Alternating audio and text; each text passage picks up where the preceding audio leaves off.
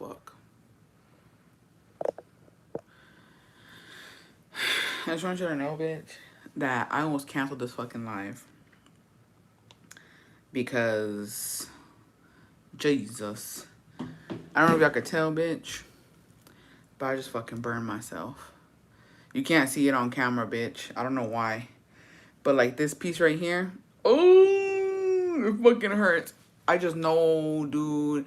I just fucking know. It's gonna se va a hacer una pinche, a bubble right here. It's gonna hurt so fucking bad. I don't know what the fuck I'm gonna do. And it burns, it stinks so fucking bad. I just put cold water on it. What do you put on a fucking burn, bitch? Mitzi, happy 20 months, bestie. It hurts so fucking bad. Put mustard. I don't have any mustard. I don't have any fucking mustard.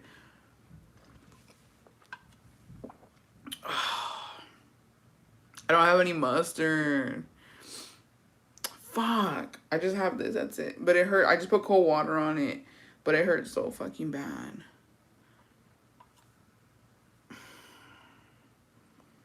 Toothpaste worked for me. I hope que no se hace una pinche bola. Keep it in cold water for 30 minutes. Aloe vera, toothpaste. Goes ready for tomorrow's pay-per-view. Hey, let's hope it's real. I'm fucking crying, bitch. I was crying. No water or cold. It'll blister. Fuck. It's gonna blister no matter what, I think. Deadass fuck me. Oh, that feels a little better, though. Ay, ay, ay. Qué pendejadas.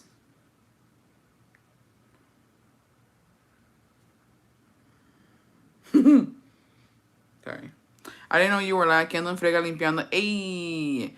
I just ran it under cold water. But hopefully, like, you see where it is? I was freaking, I made picadillo and I picked up the lid. And when I picked up the lid, it freaking, the lid touched me. The lid was fucking hot, right? And it touched me. And I was like, and then when I did like that, you know how sometimes whenever you're cooking something, like on the top of the lid, there's like that, like water or like whatever, some of like the sauce que, I don't know what the fuck, but like, escurre agua, right? And so like the water fell on me too, the hot ass water. I was like, fuck. Like, fuck, bitch. What the fuck? I don't over a couple days to put toothpaste. Okay, I'm just gonna leave it alone. A ver, ya será lo que Dios quiera. But this is it right here. We'll see what happens. A ver qué pasa. But anyways, the condensation of the fucking lid, bitch, it got on me too. And I was just like, bro, why? I'm paying some karma, bitch. I don't know what I did. Out of all the shit I be doing, who knows what it was? Who knows, qué fue la gota que derramó el pinche vaso? Because y'all know I don't fucking know how to fucking chill. I'm gonna put the email, I'm gonna pin it so you guys can go send in your trauma bonding stories. Where do we start? Where do we start? First off, happy Thursday. I had a really chill day today. Nothing too crazy. How's y'all's day? What's going on? What's the tea? What's the fucking vibe? It was raining all day today. Y aún así yo anduve afuera como pinche loca. I don't know. I guess I don't know what's up with this weather. It's so weird that it's raining so much lately. Is it raining? I mean, I guess we could use it. The lake, bitch, our lake ain't shit. Anybody want a lake tomorrow? Crazy. I keep thinking it's Friday since I don't work tomorrow. Yeah, it's insane. I kind of want to go see the new Jurassic Park movie. Maybe I'll get to that this weekend. Oh, it's a 3-day weekend. It's a 3-day weekend for a lot of you bitches. Any plans tomorrow? No. No plans. Took my dad to Gonzales, Texas to go eat sausage. What restaurant or what place, bestie? What are we talking here? Tomorrow's my birthday, bestie. Hey, bestie, it's Friday. Why are you cooking? We were supposed to go to the beach and the kids and I are already ready. Everything is packed, but my husband is getting off of work, so the kids are all disappointed. Oh, it's just getting, oh, my grass dry as fuck. My man happy he don't gotta cut it. It's been raining 5 days straight nonstop over yonder. I'm over it. Yeah. I mean, we could use the rain. Austin could use the rain. I'll tell you that much because the lake ain't been laking. Um, so it's very much appreciated. We need it. It's a meat market. I really don't like it, but my dad does. Oh, okay. I went to the gym, Trader Joe's, Costco, washed my car, and cleaned my house. Ahora sí, no me hablo porque ando viendo mi show favorito. Ey. I was pretty productive this week. I went to Pilates, did some laundry, washed my motherfucking dishes, took the meat out that I was gonna make today. Went to go buy a couple of things that I needed, and came back home, and then I was watching Shameless for a little bit. I'm sorry. Okay, look, I have to tell y'all, besties. I have to tell y'all. I have to tell y'all. I have to tell y'all. I have to tell. I have to tell y'all. I don't know why I can't get into Love Island. I know y'all are fucking pestering me. Y'all are on my fucking ass. Like, excuse me. I can't get into it. I don't know why. I don't know why. Like, the music video took me out. I was cringing so fucking hard with the music video. And that kind of, like, took me off. And then I'm watching it. And I'm just like, no le veo el chiste. No le veo el chiste. Like, straight up, besties. No le veo el chiste. I don't know. I'm the same. Turn it off. I don't like it. I can't get into it, which is crazy because I like a lot of reality TV. I like The Ultimatum. I like, you know what I mean? What's the other one? Love is Blind. I fucks with that too. I like Vanderpump Rules, The Real Housewives, all that shit. I can get into a lot of that stuff. I just couldn't get into Love Island. I just, no me llama la atención. You know what? It made me want to go watch Acapulco Shore. I want to go watch Jersey Shore and Acapulco Shore because I'm like, this ain't giving. It's kind of boring. It's really slow. And I'm not gonna lie, a lot of them look alike. I couldn't really tell any of them apart. I don't know who's, I don't know, and it's too many names. Que no me aprendo los pinches nombres. Also, I'm gonna tell y'all something too, but this is just me. I'm a fucking weirdo.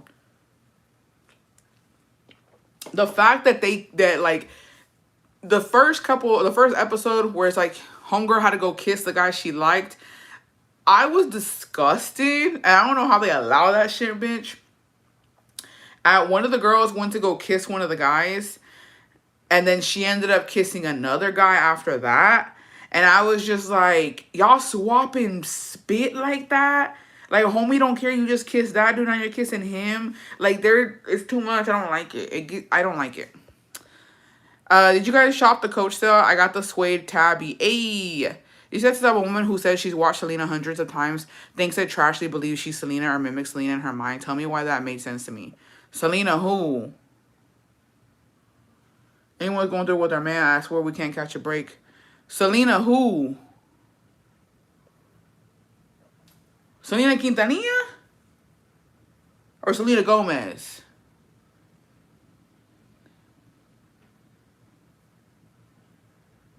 Because when I see Trashley, I don't think of Selena Quintanilla. So she thinks who the fuck here thinks she mimicking Selena Quintanilla? First of all, we didn't even know Selena. That's first of all. I didn't know Selena. So, you know, I don't think anybody knows who Selena Quintanilla really was. We saw the movie with that J-Lo portrayed, but we don't really know, you know what I mean? If that's how she really was. I don't know if Selena Quintanilla really fucked up a whole pizza by herself. That's what the movie said, but is it true? I don't know. You know what I mean? Because that's insane.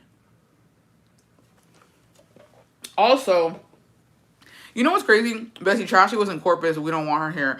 She's from Corpus, no? I'm gonna send it to you, Bessie. It was wild. Send it to me because I gotta see this. I gotta see this for myself. Like, I'm already mentally fucked up today. I'm going through a lot of shit. I can't deal with this right now, bitch. There's no fucking way. Also, though, no disrespect to the queen, to Selena Quintanilla, but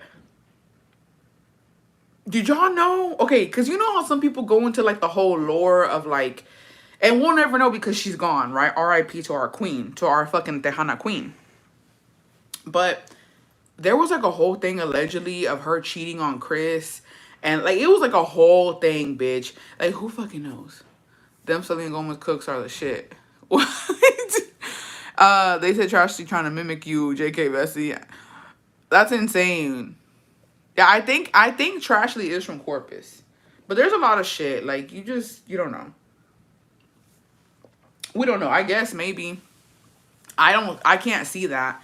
I think Trashley just acts like a fucking teenager. Yeah, that's what I thought. She tries to use facial movements from Selena.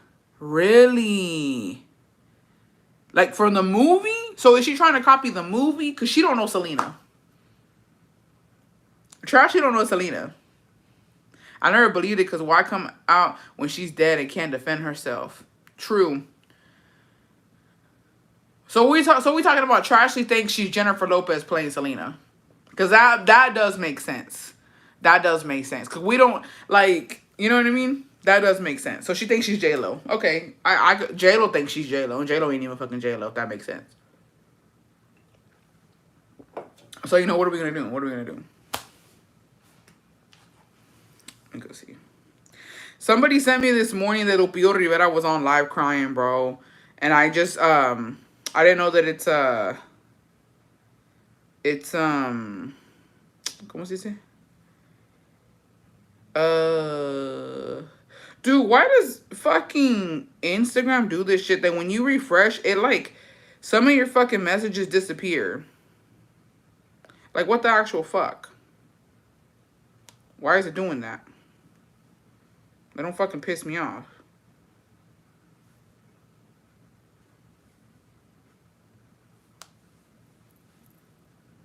The fuck? Wait, where'd you send it, Bessie? We love you on TikTok, okay.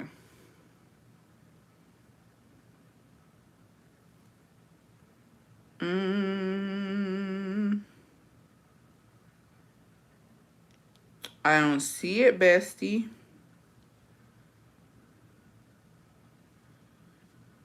Are you sure you sent it on TikTok? What the fuck? Oh, I'm dead.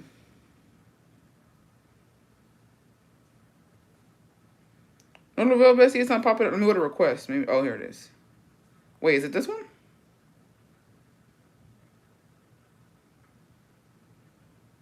What the fuck is this?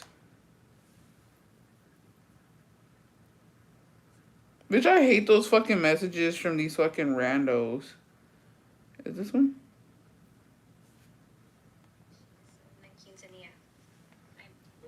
She actually thinks that she is Selena. Okay, here's why. Have you ever watched the movie, the one where J-Lo plays Selena? Came out in the 90s. Okay. First of all, Ash Trevino also always likes to talk about her family from Corpus Christi. That is where Selena's from. Because today's Jenni Rivera's birthday. That movie probably 200 times. My mom also happens to be from Corpus Christi, born the same year as Selena. She was a huge fan of Selena. So I watched the movie so many times. We used to imitate J-Lo, who plays Selena, from that movie. All the scenes, all the time. Okay, I can't watch this bitch. I'm gonna tell you right now. I can't watch her because why the fuck does she have a charger in her hand? She's just fucking moving it around. Bitch, get to the fucking point. So I get irritated easily. I get irritated easily, besties. I really do. So when I started seeing Ash Trevino on my page, I was like, something's rubbing me the wrong way. You remind me of something, but yet you're so far away from what you remind me of. And I realized that she is continuously acting out scenes from that movie. This is what maybe I'm reaching out. I'm the crazy one, okay? But what I see is actual mannerisms and different lines that even is said in that movie. Said right here. Okay? There's a scene in the movie where Selena's eating pizza. If you know, you know. That's how Ash Trevino kind of likes to eat her food and talk about stuff, okay? The whole, let's how I keep my girlish figure is a line from the movie. And it's while Selena's eating a bag of chips on the bus. Super popular. Not popular scene, but like well known scene. Like my sisters and I, at least us, we're always replaying that one. Being seen out in public all the time. So Selena, if you don't know about her, she has a song. Just watch the damn movie. But when she bitch, shut the fuck up. Literally, shut the fuck up. Because I can't do this. A whole lot of fucking nothing, bitch. A whole lot of fucking nothing. Just watch the movie. Well, then let me just go watch the movie, bitch, and I'll make my own motherfucking, whatever the fuck. Don't piss me off right now. She said a whole lot of fucking nothing.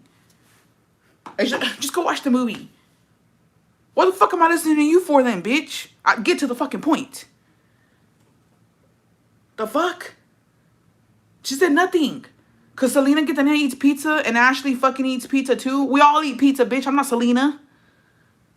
All I fucking saw, yeah, I watched the movie. Selena put hot sauce on her. No, she didn't even put hot sauce on her fucking pizza, bitch. She didn't even put hot sauce on her fucking pizza. That was Chris. Chris put hot sauce on his motherfucking pizza. I never saw Selena. I didn't see J-Lo playing Selena put corn on her fucking pizza. Where the fuck did you get that from? And she's like, and on the bus, she eats chips. Bitch.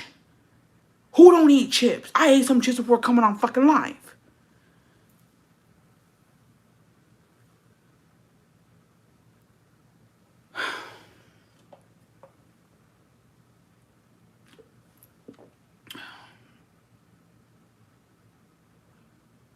Stop. Okay, now it sounds stupid. No, it probably makes sense. It probably makes sense. I just can't fucking watch her. I need somebody else to give me a summary of this bitch's summary. I think because Ashley tries to copy Selena's mannerisms. Pero de dónde? Did we watch the same movie? De dónde, vergas? Where are we getting this from? Let me go pull up. Well, no, I can't because it's on YouTube. Or I wonder if I can.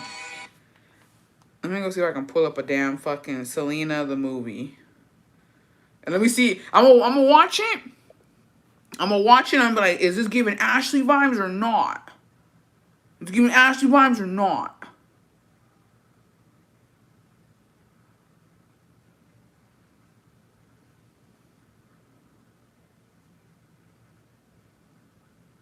Not a fucking chance, bitch. Not a fucking chance do I think.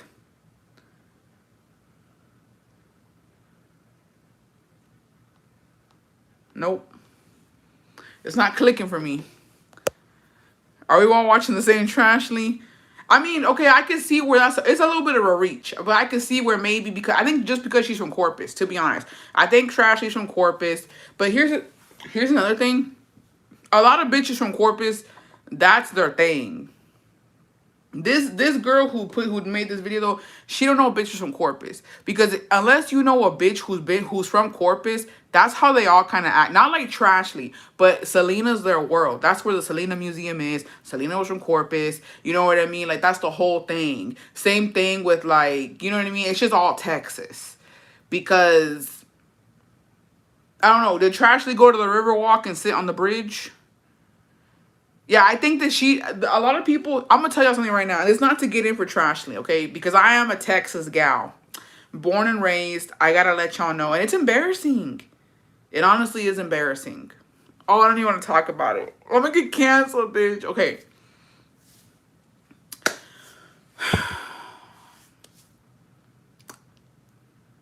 How do I say this? How do I say this? How do I say this?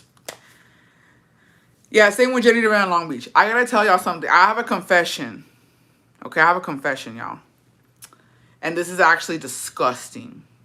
Did it actually do the washing machine? Okay, listen.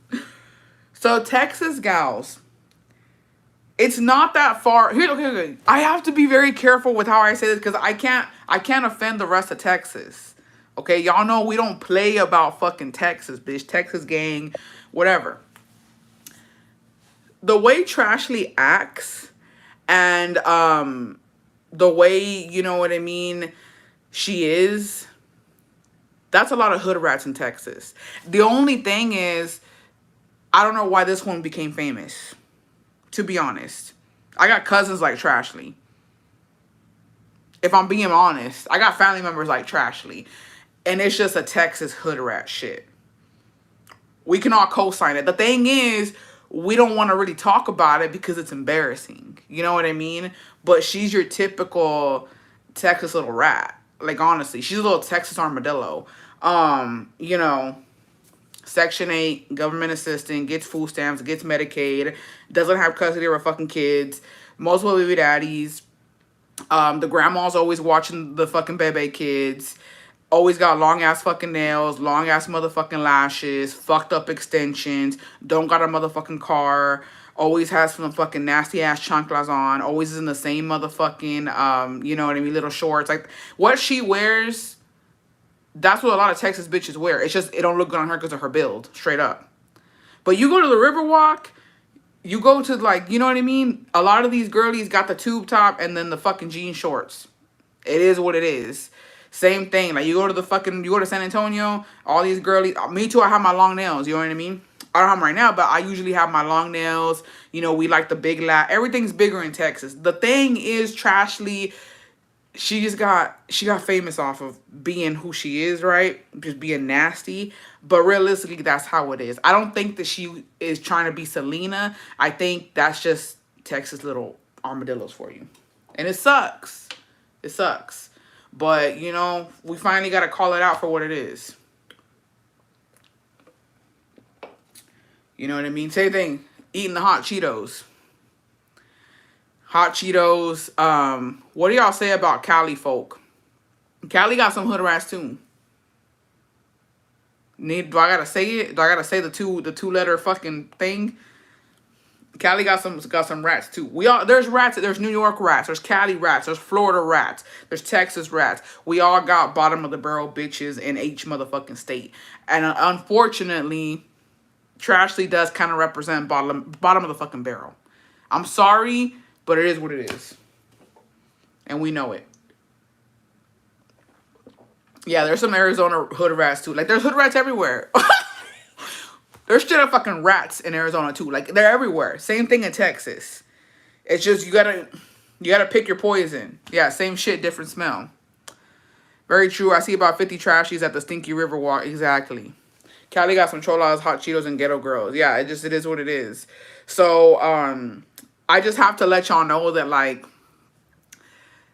I don't think she's having a Selena identity crisis. Unfortunately, that's just how these Texas bitches be. And I'm one of them. So, you know what I mean? Yeah, I think Cali, they're more like they're the wannabe buchonas. Jenni 69, for example. You know what I mean? Like, it's the buchona era over there. It never left. And here in Texas, we have that too. Like, you got a lot of these buchonas out here, unfortunately. Unfortunately, we all got a little hood rat in the family. Yeah, I do. I have hood rats in my family. It is what it is. Me, Cali, born and raised, now living in Washington, I don't fit in. You telling me Texas breeding more of Trashleys? Bessie, they been breeding them. Here's the thing, though. Here's the thing with the Texas rats. Or armadillos, right? The Texas armadillos, they're not all like Trashley. Like, realistically, they mind their fucking business. It's a phase. Here's the thing. Trashley is supposed to be a phase. She's not supposed to be a lifestyle. Let me say that again. Let me say that again. Trashley is a phase for a lot of Texas girlies. She's not a lifestyle. I know a lot of hood rats, a lot of little rats who have been Trashley, but they've gotten custody of their kids. They've gotten a job. They've gotten a car. They've gotten an apartment. And they've done better for themselves. They end up getting married to a nice guy who takes them in with all their kids. You know what I mean? It's just a phase. It's not a lifestyle. So I can proudly say I do have friends and family members who were like Trashley, but they leveled up and now they're not like that anymore. You know what I mean? It's a phase. Unfortunately, Trashley has made it into a lifestyle. I don't see her ever coming out of that lifestyle. So that's what we got. Basically, I'm on TikTok again. Viral one, they clipped it. It is what it is. It is what it is. I can say it because I'm born and raised in Texas and I know what it is out here. We got a little bit of everything. Let me tell you what we have in Texas, okay? Because it's not clocking. It's not clicking for y'all. In Texas, we got the hood rats. We got the wannabe buchonas. We got the rancho girlies. And then we have the identity crisis bitches, okay? We have the identity crisis Hispanics, right? Well, I don't know, they're Mexicans. We got the girlies who get with the white ranchero-looking dude, a white redneck, cowboy-looking dude, and all of a sudden, bitch, they don't know their fucking roots. And unfortunately, that's a lot out here. But you know what? When you grow up in a small town, it be like that too. Because Texas is huge. It's a lot of fucking land. It's a lot of fucking country. And these bitches just don't know what to do with it. They don't know what to do. They take save a horse, ride a cowboy too fucking seriously. You know what I mean? So, yeah. And then you got your fucking snobs out in Dallas. You got your hippies in Austin. You got your fucking, who don't give a fuck in San Antonio. Yeah, they forgot how to flip a tortilla. They don't know. They don't do carne asadas. They do casseroles. So, yeah. I don't know. Texas is just, it's too much sometimes. La chica claramente no es pa tanto, bájale. What happened?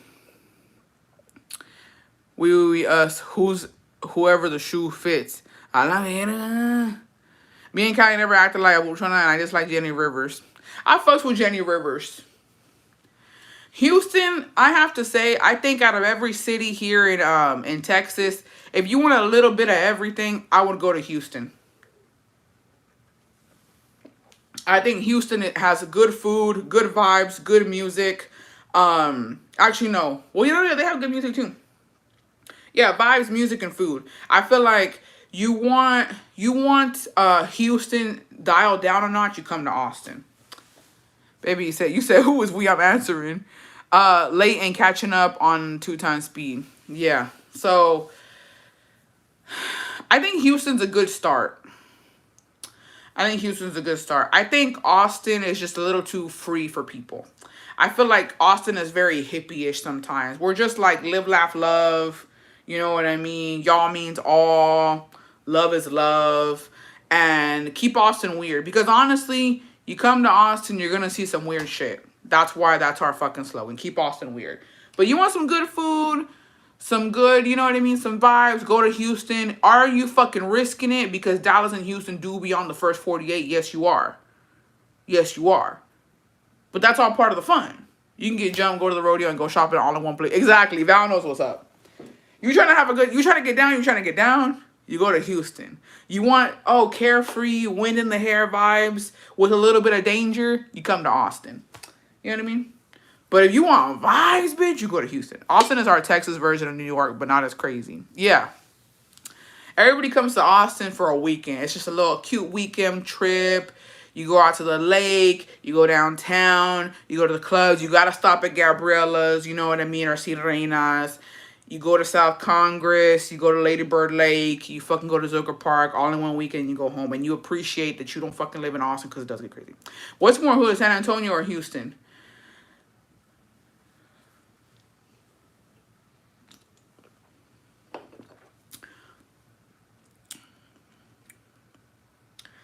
That's a crazy question. That's a loaded question. That's a loaded question, and I'm going to answer it very carefully because I don't need the fucking smoke.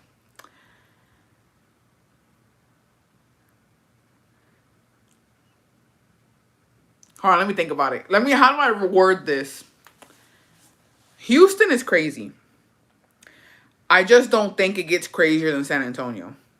Because here's the thing with San Antonio, it's borderish. And you do have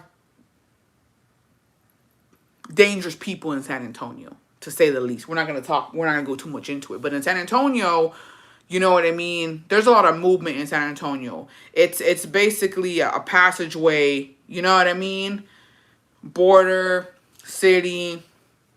There's shit happening there. So I do think that I would be a little bit more cautious in San Antonio than I would in Houston. You should be cautious anywhere you go, but I think that San Antonio, just because they are border townish, borderish, you know what I mean, going Laredo type. Where's the STD epidemic at Houston?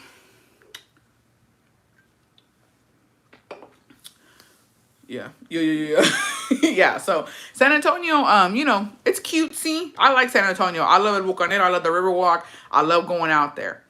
But, you know what I mean? I would just be a little cautious because you don't know who you're talking to out there. That's the thing with San Antonio. You don't know who the fuck you're talking to. Could look like a normal ass dude, normal ass bitch. And they making moves, bitch, and you have no idea about them. So that's the only thing with San Antonio. But, yeah. Yeah, it's chill though, chill. Especially if you're downtown. Hablando de San Antonio, El Bolazo scared the fuck out of me. Bro, they be doing too much. No, El Bucanero is so fucking good, bitch. El Bucanero, it's such a fucking vibe. If you're ever in San Antonio, please go to El Bucanero. It's so fucking good. Like, the best fucking ceviche. The best fucking aguachiles. Like, if you want to get close to that here in Austin, it would be Sirenas, I think. But fuck is it good. Ay, se me está antojando. Anyways, yeah. So who asked that? I don't know. But yeah, Austin's just chill vibes. I can only speak on Austin because, this is where I live. But Austin's chill vibes. It's chill. I don't know if Trashley's been out here yet. I don't know. That was weird. Where is it at by the Riverwalk? It's, there's 2 Bucaneros. It's the one... That's on Embassy Road, I believe, not the Blanco Road one. Because there are two, and one's a little... The one I go to has mariachi on Sundays, and I think it's the Embassy Road one. But yeah, it's the lore. It is what it is. Yeah, I don't know. Anyways. But yeah, Trashley is not acting like Selena Quintanilla. And she better not be. Because I'll fuck her up. Just kidding.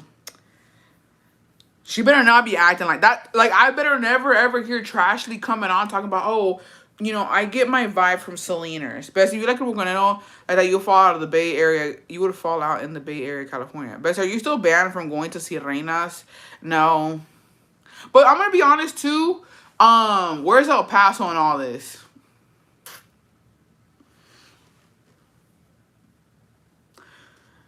We don't talk about El Paso. We don't bring her up.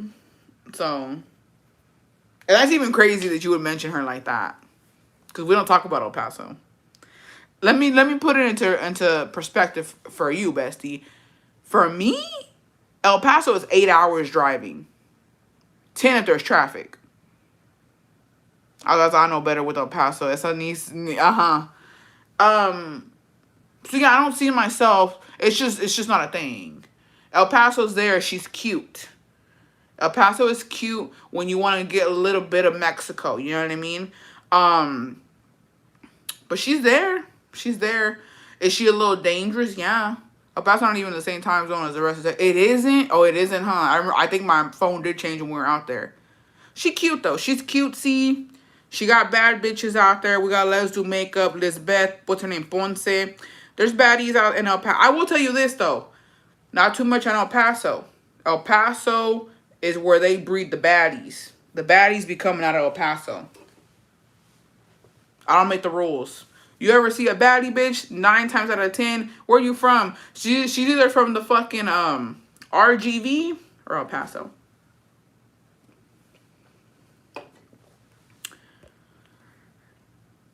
Did y'all talk about the lady that got clocked out of her own house and got clipped beefing with her man? No. Who's Lulu? Somebody said something about Lulu. Who is that? I saw that comment earlier, but no. I know an El Paso baddie. Yeah, cosign. I second that. I know a couple El Paso baddies. So yeah. El Paso be the birthplace of fucking baddies. So yeah. Not too much. Not too much in El Paso now.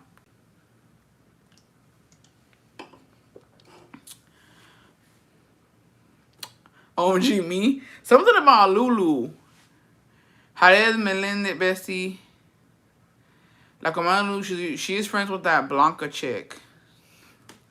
Who? Oh, but the lady got locked at her own house and got clipped beefing with her man. No, I didn't see it.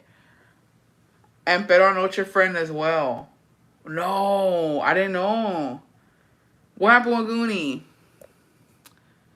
See the YouTuber, those people were saying her man cheated again.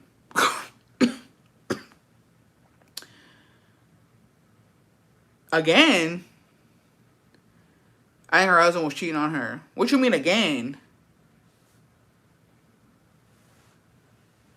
What you mean again? What about Lubbock? Tumbleweeds, girl. All you gonna find out in Lubbock is tumbleweeds. Blanca was the coffee pods girl. Lubbock is super small compared to all the cities, but not too much on my little town. But you know it's small. Her man said a seat limit, and then she went outside and he locked her out. Goonie. Send it to me. Show it to me, please, Rachel. Show it to me. Is it weird? Is it real or is it fucking rage bait? Waco? I've never been to Waco. I'm gonna tell you something about Waco though. Let me look up like a mother Lulu because I don't know who the fuck this is. Let me tell you something about Waco. Let me get into Waco real quick. I'm gonna tell, and I said this before, and the amount of people that agree with me is crazy. I don't care. Waco is where all the retired hoes are. I don't care what anybody says, bitch. Waco is where the retired hoes go. And I'm talking about the bitches who are at the club every motherfucking weekend, bitch. You fucking think, where'd that bitch go? Where'd that bitch go? What happened to her? Bitch, she's out in Waco living with her man and 3 kids. And they got a house. All the fucking retired hoes are in Waco with their little families. I promise you, bitch. I promise you. Waco is for retired hoes. That's all I know who's out there. You go out to Waco and you talking to some bitch, you make a friend with your neighbor, I promise you she gonna tell you her whole stories. I promise you. All the bad bitches, Waco. Well, retired bad bitches. Okay, let me go see who this is. Oh, her video had popped up for me not that long ago. Where she's like outside with her kids. Opens houses for selling Waco. Who this are?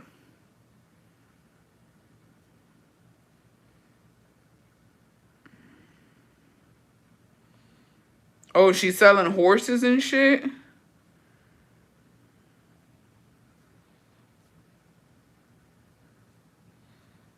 That sucks. Is he younger than her? Or are they the same age?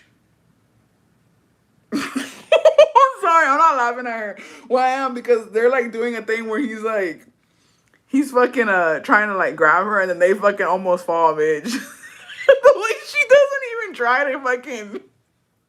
Oh, I'm dead. That shit took me out.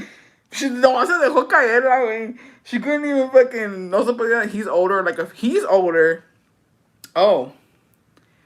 I'm dead. That shit's funny as fuck. Why the fuck she putting fucking banana in her caldo de res, bitch? Well, that's all I need to fucking see. Makes sense to me, bitch. Case closed. A bitch who puts bananas in her motherfucking caldo de res, I don't trust it. Case closed. Don't tell me no more. No me digan más. No me queda más. Something. That's it. Case closed. Don't talk about it no more. I seen that. That's all I need to fucking see. He cheated and then they started going to church and it seemed like they were fixing their problems, but then that happened. Lulu was offending her man last time too, allegedly. Yeah, she separated for a little and got back with her man and became super religious. People are saying he cheated again. Es que, la verdad, besties, ni la religión te salva de esa madre. De los pinches cuernos nadie se salva, ni tú, ni yo, ni nadie. Y la religión no va a ayudar. My man does that too. Why? Are we talking about plantains? Because that looks like straight up banana. Why y'all doing that? Why y'all doing that for? Who told y'all to do that? Who showed y'all that? Es Sinaloa, her man. Well, that sucks. That's unfortunate. Nobody deserves to get cheated on. That's really sad. Hopefully, you know what I mean? I'm pretty sure she'll be fine with social media, but it still sucks. Like, nobody wants to get cheated on, especially publicly, especially for the second fucking time, bitch. Like, I feel like that's the only downside to being on social media is cuando algo así pasa, pues, you gotta fucking take the L. You gotta eat that shit up, bitch, and keep on going, especially for a second time. It sucks, but I wish her the best. I don't know her. I to be honest, I've never really seen her content, but pobrecita, that sucks.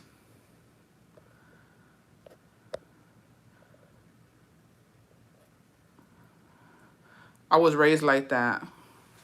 But it's kind of like Leslie makeup situation. She's the breadwinner. Oh, well, then fuck him. Que chinga su madre. He used to work, but then she said he had stopped, but yeah. Oh, pues que se vaya la verga. Que se vaya la verga. Bye. He wouldn't do nothing anyways. Bye. Excuse me. Bye. The fuck? The fuck? Should be alright. And they were in the process of fixing his papers. Dude. I think the first time he cheated, she was pregnant or had just had her second baby. Tienen que trabajar para que se entretengan algo. Who knows? But yeah, honestly, No tea, no shade, no pink lemonade. Pero yo pienso que sí es cierto. Si un hombre, I'm not talking shit. I'm not talking shit. Y'all got y'all stay at home hubbies, stay at home dads. Es mucho tu desmadre. You know what I mean? I respect it. Pero sí es cierto. Un hombre que esté aburrido, un hombre que no tenga nada que hacer. Bitch. And I think that that's the number one thing when it comes to a lot of content creators where the woman is the main breadwinner. Bitch, put that man to do something. Put that man to do something because they ain't doing nothing, bitch. Mm-mm. No ma'am, no motherfucking ham. Nope. Not on my watch. You better get to work. Better go do something. Yard work, something. But they're in the process of fixing his papers. That sucks. I mean,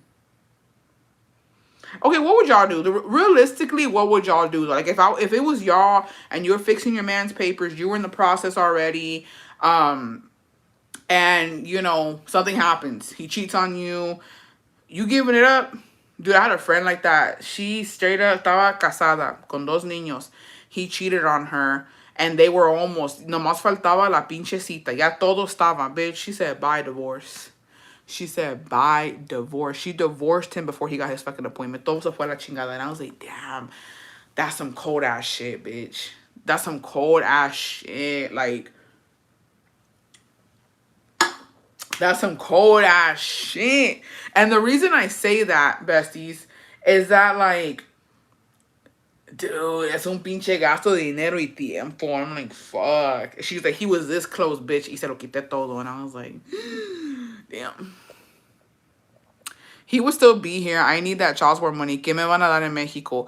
The only reason, because here's the thing. Like, whenever my mom put that in my head, and so did my sisters, that, like, me fixing Jacobo's papers was like, oh, when anything ever happens, you better take him away. You better take him away. Like, you're, like, basically, papers for them was, like, a weapon. It was, like, and I'm just like, but I'm not the one paying for it. Like, I don't know. Like, I always thought, I never thought that way.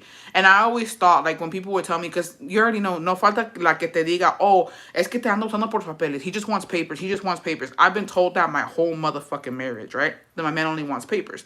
And I'm just like, okay, so let's say that that's true. Let's say that he does want papers. I'm not paying for it.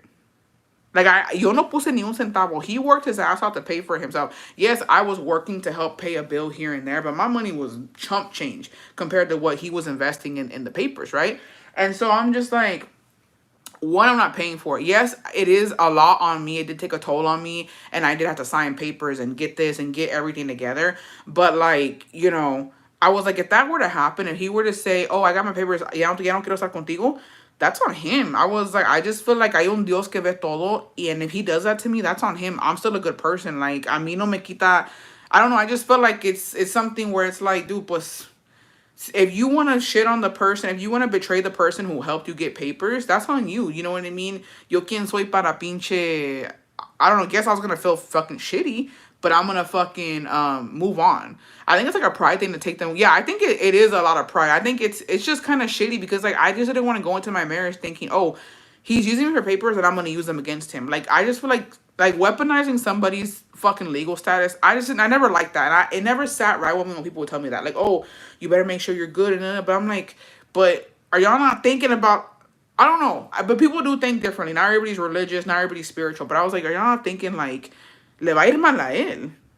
I just feel like if he were to do that to me, le va a ir mal a él. A mí qué? I'm the fucking victim, bitch. What's gonna happen to me? I'm gonna be blessed because I helped him out. He got to go see his parents. You know what I mean?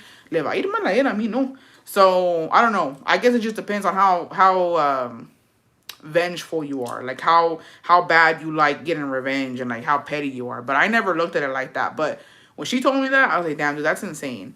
Because I don't know. I think I'm a little softy sometimes because, like, dude, and he hadn't seen my friend's man hadn't seen his family in years because they are older than me, dude. They have been 20 plus years. And he was this close, and I felt bad for, like, I felt he's a shitty person because he cheated on her, right? But I was like, dude, fuck, he was this close. All he had to do was go to the fucking appointment, and she said nope. I was like, damn, dude. And she told me, I was like, dude, pero he hasn't seen his parents in so long, and she was like, and he knows that, and I was like, yeah, I guess you're right. She was like, he knows he hasn't seen his parents, and he jeopardized everything. Like he really thought he was gonna fucking do that, and I was gonna do shit about it. And I was like, yeah. I was like, but honestly, I don't know.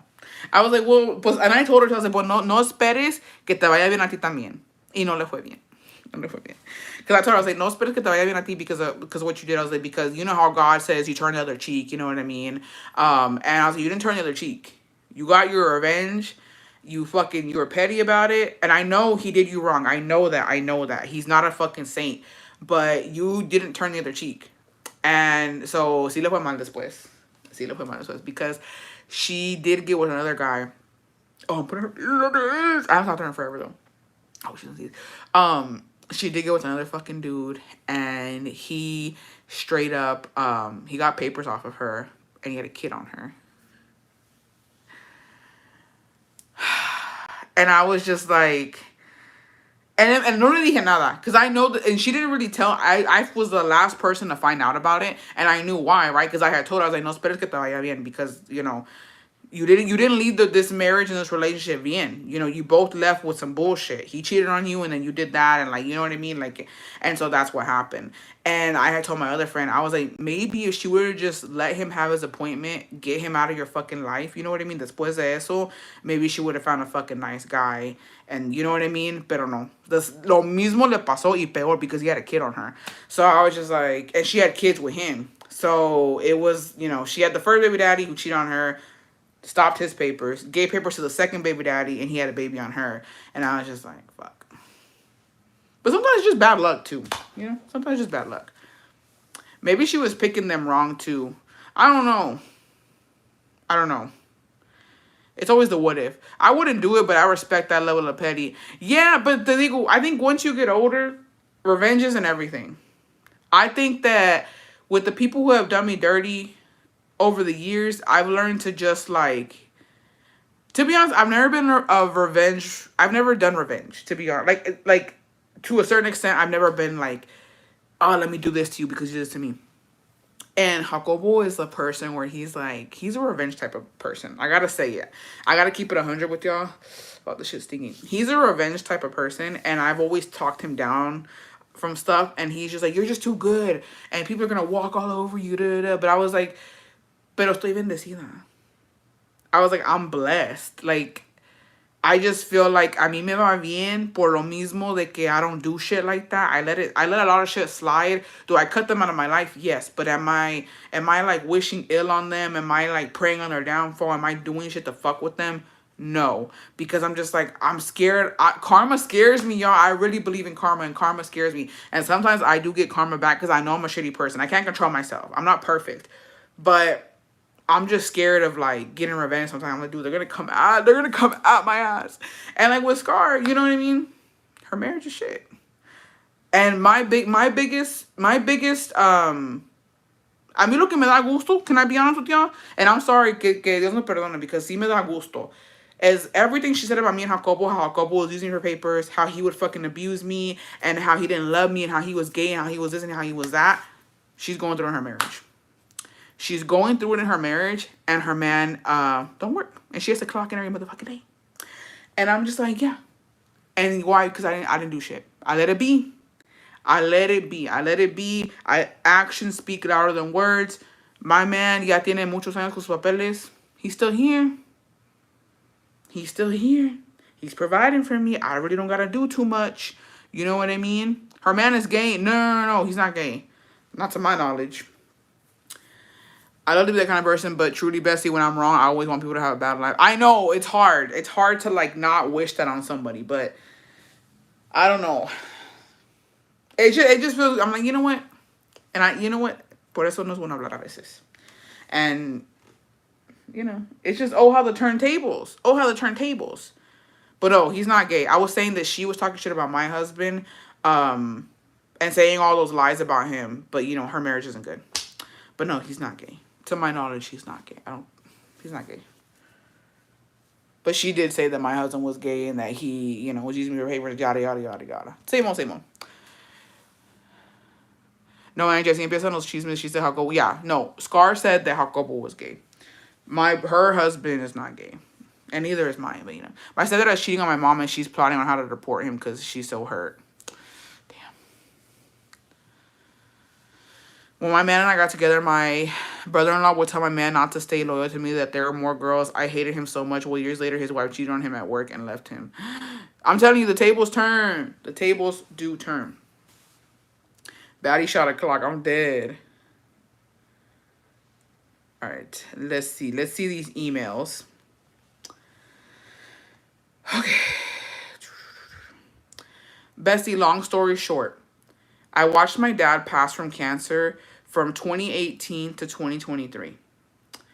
In 2023, he passed in March. By July, I started with bad physical anxiety. I was bedridden for all that year up until this year. I wanted to remake my life right. I just found out I was pregnant. And I have fear of going to clinics or hospitals since my dad died in a hospital. And now I'm scared to go since I don't have a village. I don't know what to do. I never took antidepressants because I'm scared of the side effects. I'm struggling mentally. I really want my baby. I'm just afraid I can't be a mom with all these physical anxiety symptoms. Hi, bestie. I'm so sorry. I honestly,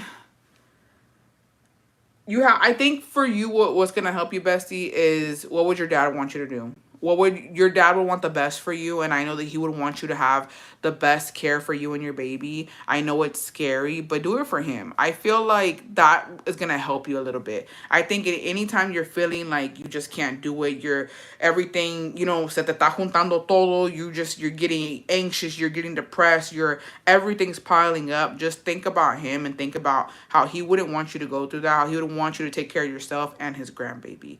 But if you ever need to talk, bestie, we're here. There's a lot of resources out there too. But if you need to talk, I'm here. Shoot me a message and everything's going to be okay. And please take care of yourself and your baby and go. Please go get your checkups. You know what I mean? Make sure everything's going good. I know it's hard not having a village, but rely on the people that, who you do have around you. I'm sorry, Bessie. We're here for you. We are. Oh, Bessie, I'm on the big screen. Did. Hi, Bessie. I'm sorry.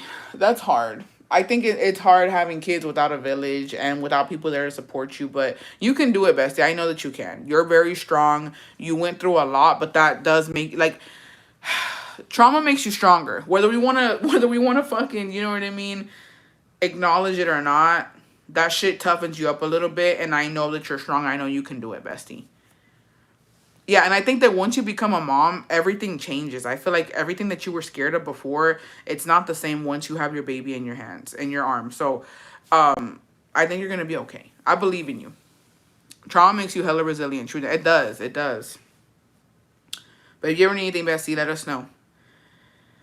All right. Hi, Bestie. I just got into an argument with my sister. I'm close with my sisters. I'm about to be 30. My sister is 24. My youngest sister is 21, and my older brother is 35. Excuse me. I feel close with my sisters. We fight and bicker with each other, but we always make up. We talk almost every day on the phone. Our relationship with our brother is different because growing up, he struggled with addiction. He was into hard drugs. It was very traumatizing, and I believe I had PTSD from my past. My brother put us through hell and back. He stole from us and was constantly lying. Even when he moved away, he tormented our family and always made his problems my parents' problems. After more than a decade, my brother has chosen to get sober. He's doing really well, and God has blessed him with a second chance at life. He has a good job and travels for work. I saw him last year for his birthday, and he still finds a way to take advantage of my mom. And my mom enables him to. I just don't see him being mature and responsible, even though he is sober. Anyways, I am engaged and planning my wedding.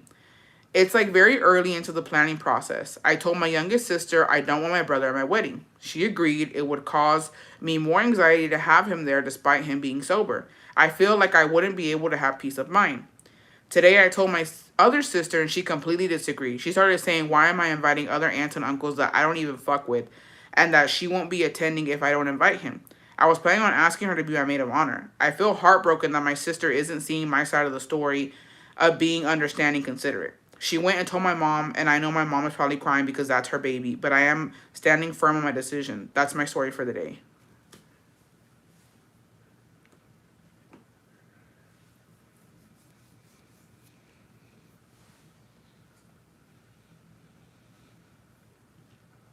I gotta be the devil's advocate here, bestie. Ooh, I'm scared. I'm scared. Okay, it's your wedding day. You decide who's gonna be there. Okay, I'm gonna tell you two things. The first thing is I'm in this email, bestie, respectfully. I'm getting resentment vibes, and I feel like it's not your problem. Like you're giving me older sister vibes. Like you're giving me, because here's the thing. Bessie, I'm sorry, but I have such a strong opinion on this one. Okay, I know we all do. Let's all be respectful. I have to get it out because I feel like I gotta, I'm like in the middle right now. Because yes, it is your wedding. You do what you want. It's your day, girl, and you need to feel special. Congratulations on the whole shebang. And it is your day. I have to preface that it's your day. It's your day, bestie. But I feel like you probably are justified in why you don't want your brother there, right? But bestie, I feel like I don't know your brother, okay? But I have four brothers, and I've had brothers who have also gone through the same thing, and who have also sobered up and became different people.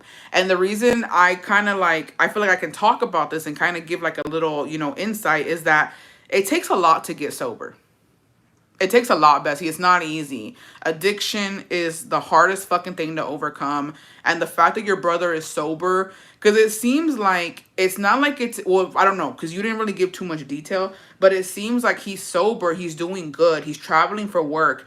Your problem with him seems like he takes advantage of your mom. But Bessie, that's your mom's problem. Like, that's your mom's fault. I'm sorry, respectfully. That's her fault for letting him do that. And so, if he relies on her, if he goes to her, if he takes advantage of her, she needs to put an end to it. And I feel like you're more upset with how he's taken advantage of your parents. And I don't know if it's anything personal he's done to you. But I do understand you not wanting him at your wedding. I do get that. But I feel like you're kind of I don't know. I'm not one to say, oh, you're mad at him for the wrong reasons, but I feel like it's more resentment. That's what I'm getting. Those are the vibes that I'm getting. But with not inviting him, you kind of have to know that you're also risking that too. Like you cannot, no te puedes ciegar y decir, oh, I'm not gonna invite my brother. It's my wedding day. All the family's gonna be there, but my brother, and y'all gotta be okay with it. No, that's not how the world works, bestie. Like, it's just not real. It's not real to fucking expect everybody to be okay, and then people are gonna be like, "Where's your brother at?" Because you only have one brother, bestie. So it's, you know what I mean? Like, yo sé que son más hermanas, but I don't know. There's a lot that goes into it. I know there's a lot of shit, more personal stuff, but I'm not saying invite him. You should stand firm on what you want for your wedding, but you have to know that it's not gonna go like that. It's not gonna roll like that. It's not. And you are putting your mom in a pretty tight corner because that's her baby. Like you said, that's her baby. That's her only son. I'm not saying that she loves him more than you and your sisters, but that's her only son, bestie. And to be like, there, remember, where's your son at? Where's your daughter's brother at? Like, so yeah, it's a tough situation. You stand on what you believe. Just know that your sister not talking to you, y'all being upset, her saying she's not gonna go. You know what I mean? But also don't let her gaslight you. If you feel strongly about not wanting him there, don't let your sister fucking guilt trip you into inviting him. You really don't want him there. But I do see both sides. So that's a tough one, bestie. That's a tough one. And my thing is, because I know that you said that he's sober now, does he still act crazy sober? Or like why don't you want him there? I guess is my question. Like, what does he get de que es capaz él that's why you're like, no, I don't want him there. We need more deets on the brother. Is he better now? Did he do something to you personally? Best, I guess it's your day. I 100% see it's your day and all, but I also see your other sister's point of view. She is 100% feeling some type of way because your brother may be singled out. The only thing I say is because es el único hermano. Like, sí, yo pienso que sí sabe, like, you know what I mean?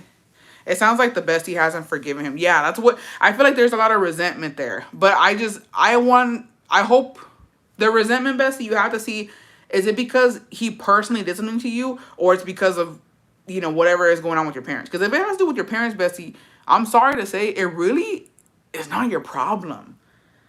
Like I've always said that los papás cuidan al más pendejo, respectfully, and I learned that a long time ago, and I don't give a fuck anymore. Like my brothers and sisters getting special treatment at whatever time now. Now that I'm an adult, now that I realize, I'm like, that's not my problem. It's not gonna bother me. I don't care. I don't care. I don't care if my sister takes advantage of my dad, if my brother takes advantage of my dad back in the day, or if whoever was taking advantage of whoever. I don't care. They're letting them. My mom and dad are grown out. You know, well, my mom, she's not here anymore, but she's a grown ass woman. She knows what she's doing. If she chose to give somebody money or help them or give them this or give them that, she knew damn well what she was doing. Why am I gonna be upset at that? You know what I mean? And if she were to ever complain to me, I don't want to hear it because you're allowing it to happen. So I think you kind of, if it has to do with your parents, you gotta detach yourself from that because it's always gonna be like that. That will never change until your parents put their foot down with the sibling who was taking advantage. Other than maybe she might regret it in the future. I could be wrong, but what if he turns out to be a great person now that he is sober? I don't know. I could be wrong. Yeah, that's what I'm saying. I don't know. I don't know if he did anything personal to the bestie. And sometimes people who sober up still are assholes. So if he's still a fucking little shit, even though he's sober, then yeah, of course, of course. But yeah, it's a difficult situation. But I feel like if you made that decision and you're firm on it, you have your reasoning. But yeah, that's gonna happen, bestie. Anybody's gonna tell you you're not gonna get everybody there. Then there's gonna be people who are gonna pick and choose, like, you know what I mean. And me personally, if that was me, and like they told me them, and I know that he's changed and he's sober, he se va a portar bien, and even I'm gonna be watching over him. You know what I mean? Make sure that he's not doing nothing. Like I would feel some type of way too. Like I'd be like, dude, what the fuck? Like we're family. If he's not going, then I'm not going. Like I think I would do some shit like that too, honestly. So you gotta respect both sides. I respect your decision, but you also kind of have to respect that, your sister's not fucking with that. One of my cousins takes so much advantage of her mom, but my aunt will never pull the plug and cut her off. I'm talking financially and emotionally. Yeah, and it's on them. I learned a long time ago that I did not give a fuck about that. Still don't. So I'm like, I don't care. Okay. Hi, bestie. So I need some advice. My daughter has a friend, age 7, who happens to be our neighbor. Said friend smells like BO all the time to the point where you can smell her from a distance. Her parents are very religious, and from what I gathered, they aren't permitted to use many hygiene products because of her culture and religion. My daughter loves her, but it's getting to the point where she can no longer hang out with her for more than 30 minutes because of the smell. Do I get her a deodorant and tell her she can keep it here at my house? Or do I tell my daughter to slowly distance herself from her?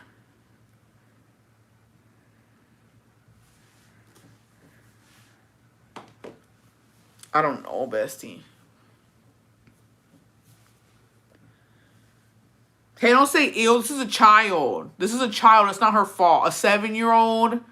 A 7-year-old to me is still like a fucking toddler. I feel like a 7-year-old doesn't know how to do. Does a 7-year-old know how to really fucking wash themselves? I don't think so. Yeah, not too much. Not too much. This is a child. This is a child. At 7 years old, what were we doing? Because, you know what I mean? That's a baby. That's 1 year older than 6.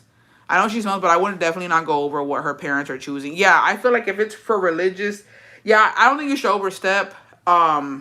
And I think that, I don't know, how bad is it?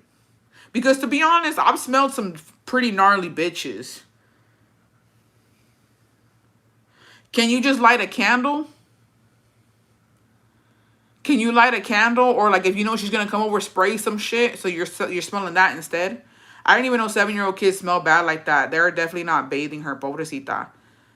Well, no, I don't think that they're not bathing her. I think that she's saying that they can't use certain hygiene products, which that makes sense. It's probably like more organic shit, and it's probably stuff that doesn't have really scent. But 7-year-olds, they be playing. You know what I mean? They be playing. They be rolling around in the dirt and shit. So I don't think that she's not bathing. I think that she just can't use certain scents. And like if a kid doesn't wear, well, I don't know if kids wear deodorant. I don't even know, to be honest. But I know kids can. They can. You know what I mean? That's a tricky one, Bessie. That's just messed up. Like, how do you tell a kid they stink? I already bathing her myself because poor baby, they're using the religion as an excuse for neglect. But I don't know. Puedo usar un limón if they don't permit actual hygiene products if it's sweating. I would just light a candle, to be honest. It's really bad, Bessie's like, Vienna Maragosa is crazy because she's only 7. I would light a candle, spray something in the air before she comes to the house type shit. Oh, the little girl isn't getting bullied in school, pobrecita. Or like maybe y'all could have a little water day outside. You know what I mean? Bubbles and shit.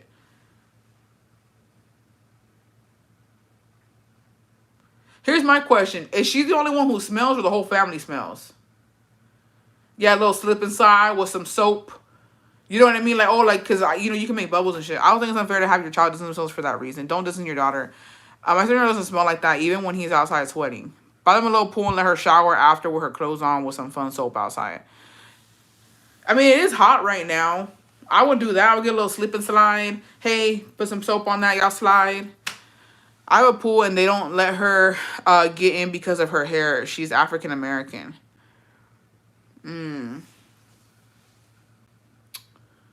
I don't know. Maybe ask her if she wants to shower. No, Bessie's no. That's insane. That's crazy. Okay, first of all, let's leave got her happy 27 months. First of all, okay, how comfortable would you be if your child went to the neighbors and the fucking neighbor is asking her, hey, do you want to shower? Bitch, I'm calling the cops. That's not realistic. You gonna have the fucking Bestie locked up. That's insane. As someone who works with kids, the other kids are definitely telling her she will learn as she grows because the kids will be rude about it. Yeah, get her like a shower cap or something. Yeah, no, don't ask. That's insane. That's insane to ask a little girl if she wants a shower. Bitch, you won't catch a fucking case. That's insane. Sometimes y'all fucking kill me, bitch. Sometimes y'all fucking kill me. First of all, my kids won't be at the neighbors at that age. First red flag. That's what worries the Bessie, that she getting bullied. Does the Bessie's daughter want to distance herself? I mean, that's her friend regardless if she smells or not. Yeah, and I'm going to tell you something. Valid point, Trish, because I had a friend who stunk. And I still hung out where I didn't care. Like, at that age, she smelled like cigarettes, bitch. She smelled like cigarettes and like, como que, like a dirty rag. Straight up, bitch. This was like in first grade. And she gave me piojos. And I knew she smelled, but I didn't care. She was still my friend. Like, I never told her either, like, hey, you smell like cigarettes. I knew she smelled like it, pero nunca se me ocurrió decirle. So, and I didn't care. I don't think kids care. I think it's mostly adults, right? But kids don't give a fuck. I never did. No, same had a friend que se meaba. She smelled like piss her whole house too, and I didn't give a fuck. I'm telling you, kids don't care. I had a bestie who had a piojo for years, and I love hanging out with her. Yeah, like, no, and then one day my mom was like, bitch, why the fuck do you smell like cigarettes? I was like, oh, my friend. Maybe she's like, I don't know. I hang out with homegirl. And she was like definition of like trailer girl. Like, it was insane. And then her mom cut all her hair off. So she came to school without, and that's how I knew she gave me fucking piojos. Bessie, it is giving suck it up. It's giving suck it up. Sometimes adults are honestly more judgmental than kids. Drew had a friend who smelled like pee all the time and still hung out with her. Not anymore, though. Yeah, like, so, yeah. It's giving just light a candle. She said at the end of the day. Just keep an air purifier on the window. And well, it's also given, too, why not have a conversation with the parents? She doesn't want to distance herself, but she complains about the BO to me. Okay, well, if your daughter's complaining, then yeah. If your daughter's complaining, then distance yourself. Whenever she wants to come over, hey, she's not home. She's somewhere else. I put her in summer camp. I don't know. If your daughter's complaining, then yeah, then it's time. But why not go to the parents? I feel like if I was a parent and the kid coming over like that, I'll be like, hey, not to be this person. And actually, I don't know what the fuck I would say. I'd even say my kids stunk too. I'd be like, hey, they kind of stink. Do you know what they was doing or what they were getting into? But my kid stinks too. I'm about to take her a bath. I recommend you do the same.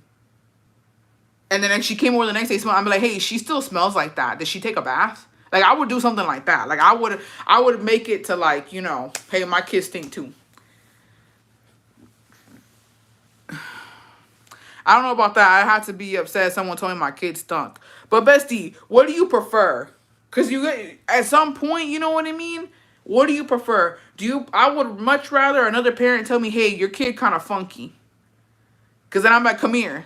And if she's smelling funky, bitch, why haven't you showered? You know what I mean? This could be a learning moment. Teach your child about other religions and tolerance. These twins in my school came out with some little brown wigs. They were some bullies, so I felt good they had lice and had to get their head shaved. Oh, I'm dead.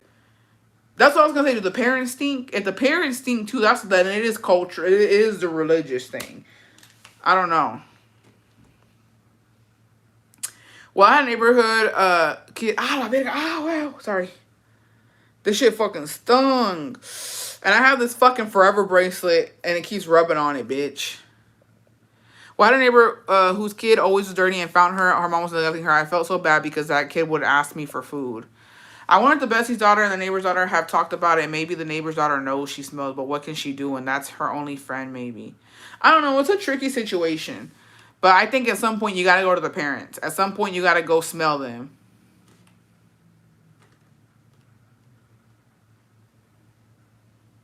Invite me over. Hey, can I go talk to your mom? And I want to see what everybody smells like. No, the parents don't stink. She does have an older sister who also smells. The parents don't stink.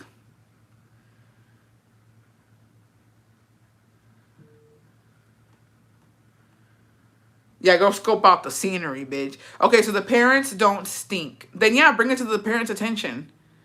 I'll be like, hey, I don't know if they don't like to shower because my kids like that sometimes. But she's smelling funky. Well, then they're using products, but not the kids. But here's another thing too, and I found this out through TikTok. You know, some kids straight up don't be showering because they don't want to. Because I saw this fucking, it was like a funny TikTok talking about when bitches would go into the shower and pretend to take a shower but not really take one. Like they would wet their hair and face and put a towel on and then walk out. Like doing all this extra fucking shit. It's more work what they were doing than actually showering. And I was like, what? Y'all was some funky ass kids because I always showered. I always take a bath. I love Dial soap. It's antibacterial and unscented. I don't know. I think it should be brought up to the parents. I think the parents deserve to know that their kids are smelling funky. Yep, 100%. I've seen it. Kids definitely do that. So maybe, you know what I mean? My mom used to set a timer because my brothers wouldn't shower right and smell his hair after. Be like, hey, shower your kids if you don't want them to get bullied by their kids, do you? Bitch, y'all don't know how to lie. Y'all really, can I say something? Hey, I'm raising teacher. Let me raise up again. You bitches don't know how to get information out of people. And it fucking irks me that some of y'all just don't know how to use y'all's fucking head. Because this is what I would do, bitch. I would go to, knock, knock, knock. Hey, neighbor. Hey, my daughter was telling me that at school, a bunch of girls are making fun of your daughter because she stinks. I just want to let you know that this is happening. She's being bullied because she stinks. And, you know, I have smelled her and she does smell a little funky. So, you know what I mean? I don't know if you knew this, but, you know, word on the street is this is what's happening. My daughter told me, we feel bad. I just want to bring it to your attention. This is happening at school. So maybe, you know, make sure that she showers every day before going to school because this is happening. That's why you gotta fuck. It's not even real, but homegirl not even getting bullied. Who gives a fuck? It's getting back to the mom. Like, I don't know. Why don't y'all do this? Why don't y'all do this? I don't know. Maybe I'm just too good at fucking making shit up. But, like, that's what I would have did. But, like, hey, girl, they make fun of your kid. Not true. But the kid don't know that. You know what I mean? Hey, don't tell her. But, like, they're making fun of her at school. Did anyone hit an age where they were scared to shower? I used to shower so fast because I always thought an intruder would come in. You just brought up, hold up, bitch. Get out. Actually, get the fuck out. Who's in here? Security? Escort Ali baby the fuck out, bitch. Because she just triggered me. No, they aren't being neglected from what I've seen. Their clothes are clean and their hair is always done. I just think it's lack of hygiene products. Yes, the girl from the ring would scare me. Ali, when my mom made me watch The Exorcist, or The Exorcism, I don't know what the fuck it is. When I would wash my hair and close my eyes, I would imagine that bitch coming at me. And I would get so fucking scared. And I don't know, it was like a phase I went through, bitch. I don't know why that happened to me. But I was like, bitch, I'll be like, fucking scrubbing everything, bitch. And then I would do it fast as fuck. Like, I would like, open my eyes and like, it was insane. I don't know why. Bestie, please stop. I'm scared. No, it was the scariest fucking thing ever. And it was always when I washed my hair. Because my eyes was open, bitch, when I was like, you know what I mean? My eyes was open. When it came to my hair, I had to fucking close my eyes. And that fucking traumatized me. I always hear stuff when I shower, but I'm like, it's my time to go. It's my time. No, I'm going to tell you something real quick. Oh, I can't even tell y'all, bitch. I'm going to tell y'all. I don't care. I'm going to tell y'all. And this is going to sound even crazier, bitch. No, I'm not going to. No, I'm going to tell y'all. I'm going to tell y'all. I'm going to tell y'all. I don't care. I'm going to tell y'all. I'm going to say it. It is what it is. It is what it is.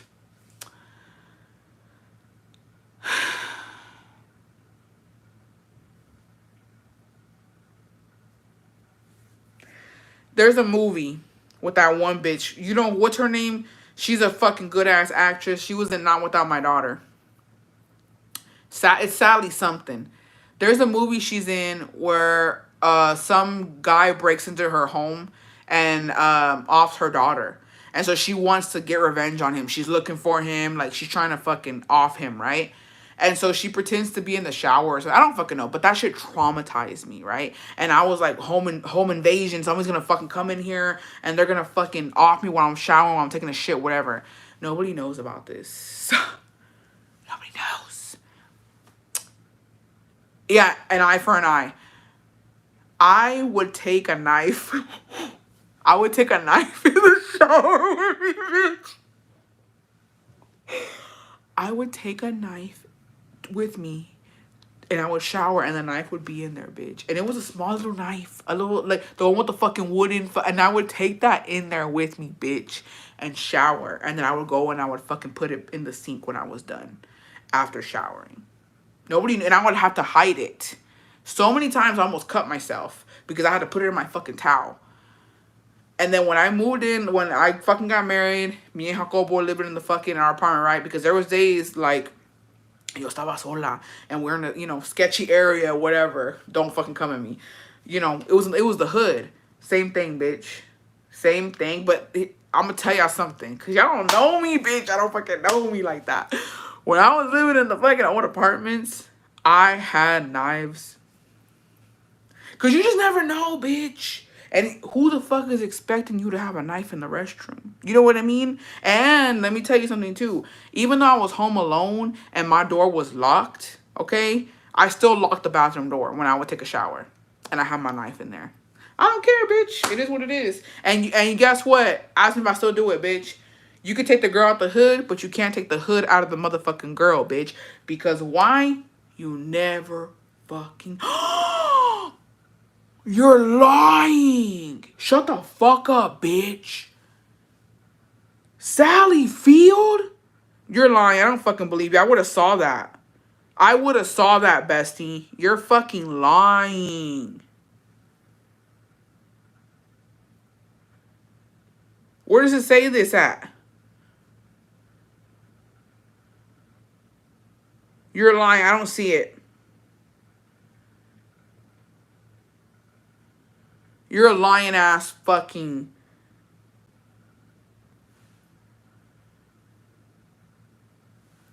Send it to me now. You're lying.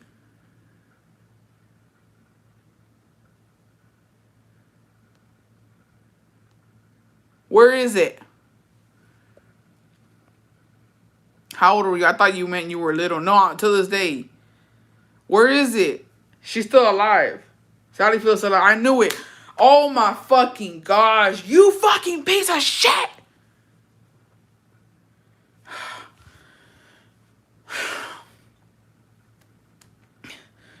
I'm old, bitch. Did you just do that fucking trend on me, ho? Oh, God. Oh, my God. Ya soy una pinche señora porque yo me la creí. Fuck. The way I ran to Google it, fuck, bitch. I saw videos that she died. Maybe it was fake. Whew. That's how I'm gonna act when they say Drake died. No, bitch. Don't fucking play with me. That's my bitch. That's my fucking man. I almost no. Y'all got me. You got me, bitch. You know that fucking thing on TikTok when they were doing like, oh, fucking Britney Spears dead at 49. Blah blah blah. Whoo, bitch. You got me, bitch. I almost cut the fucking live. I was gonna go cry. I'm not even kidding. Sally Fields is a bad fucking bitch. Y'all got me. Y'all got me. I'm not even gonna lie. You got me. Sally Fields, she's one of the OG actresses, bestie. She was in Not Without My Daughter and Eye for an Eye.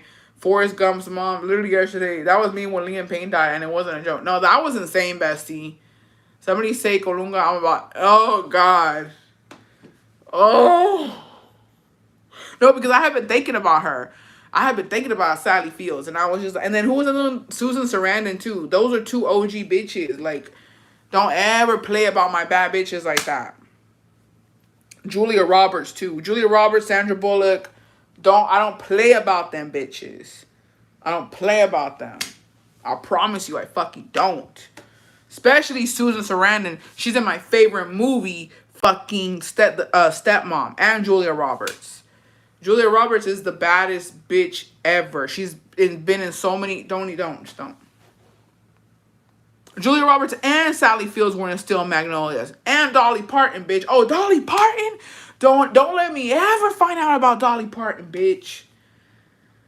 Ooh, y'all got my blood pressure up. Pissing me off.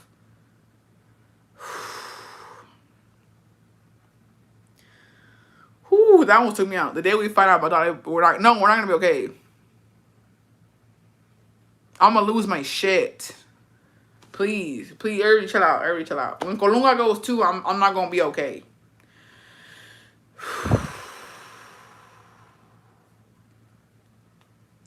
And Daddy Yankee, bitch. I don't know why. Daddy Yankee, Colunga.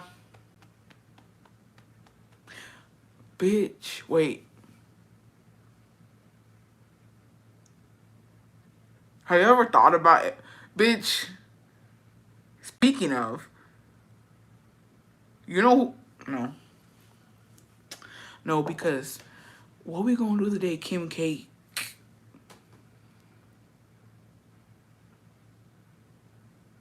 How old is Kim K? What's gonna happen today, Kim K? Like, has anybody ever thought about that? What's finna happen? Are we gonna be here to see it? What about Kris Jenner? I'm surprised their grandma's still. Anyone else shook for Don Francisco? Not gonna lie, I lost it when Joan Sebastian died. Descansa en paz, mi rey. Anyone else shook Don Francisco still alive? I'm telling you, like, some of them, I'm just like, hold up. Her mom's still here with her old ass. That's what I'm saying. Like, what's gonna happen? What's gonna happen with them? Like, that's insane. Like, you ever think about shit like that?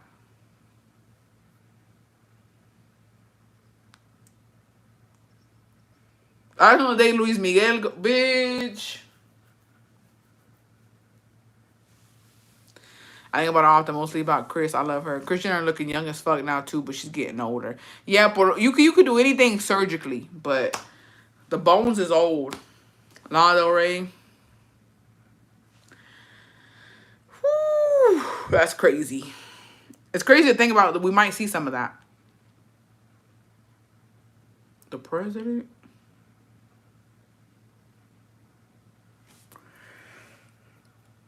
Bad Bunny? No, dude. Have you ever, like, are curious, go on TikTok and look up reactions to Princess Diana dying, dude? Everybody was shooketh. Like, everybody was, even I was shook, and I didn't even know her. You know what I mean? Like, it's crazy. We already lost my favorite celebrity. I've worn her for a long time. Who? You know what's actually crazy to me, bitch, is that Michael Jackson is dead. That never registered with me. I don't know why. I put him somewhere in a box somewhere. He's somewhere chilling. But no, he's gone. Insane. Bitch, what bitch is gonna do when Beyonce? What bitch is gonna do when Beyonce? Dude. Insanity. Insanity. I'm looking at my phone and say, okay, and not a Kardashian here. This girl. It's crazy. That's insane. That's insane. Okay. Here's my trauma bonding story. I remember the moment I found out he died. Yeah, I remember seeing it on TV. I was shook it. Dude, I remember I called my friend, bitch. No, I text my friend. I was like, dude, Michael Jackson died because she loved him. And she was like, what the fuck? What the fuck? And I remember watching it on the news. And I was like, Michael, dude, I think my mom cried. And then she put on Billie Jean. Billie Jean's not my lover. I just a girl who said I am the one. The kid is not my son. No, and when Jenni Rivera fucking died, that was a fucking moment. Like, dude, it was insane. I didn't fucking believe it. Like, I was like, there's no fucking way that que la diva de la banda se nos peló. Like, there's just no, I was like, there's no fucking way. And it was traumatic as fuck, bitch. When they showed on the news, like her dress and like where supposedly the plane had crashed, bitch, it was insane. During when 9/11 happened, I do not. I do not. Las noticias nomás decían de eso nonsense. It was crazy. And I was just like, that's not real. It's not real. My dad thought Jenni was bullshitting. Dude, my dad was heartbroken. Jenni died the day after my birthday. I woke up to my mom screaming and crying in the sala. Dude, because she didn't give a fuck. Like, she was that girl. No, I don't remember 9/11, to be honest. That I Love Jenni episode is so sad. Screaming, crying, throwing out. No, it was insane. It was a moment for sure. Like, everybody was shook. Everybody. And I didn't believe. I was like, there's no fucking way. Like, and I was like, nah. Because I remember, like, she was in some stuff, too. Like, they were looking for her. People were looking for her. And so I was like, nah, she faked her death. Like, and I still low-key believe it. I don't know why. Something in my head tells me that she faked it. And she's somewhere. Inolvidable. Así me dicen mis ex amores. No, bro, she's a baddie. Like, she was a fucking baddie, bro. Like, she didn't give a fuck. I always loved her fucking hair. I love what she would wear to go sing. Like, especially because there was so much drama going. Yeah, there was so much. So the whole Chickies thing. She wasn't talking to Chickies. It was a whole thing. Yeah, her and Chickies. I think she took Chickies out of her will. And they didn't speak. They weren't speaking. Dude, I couldn't even imagine. Like, I remember watching it, where, like, nadie sabía. Y, pues, pobre Chiquis no hablaba con ella. So, did you watch Mariposa de Barrio? Yeah. And we all, like, to be honest, Jenni was a shitty mom. It is what it is. She's on an island with Michael Jackson in my heart.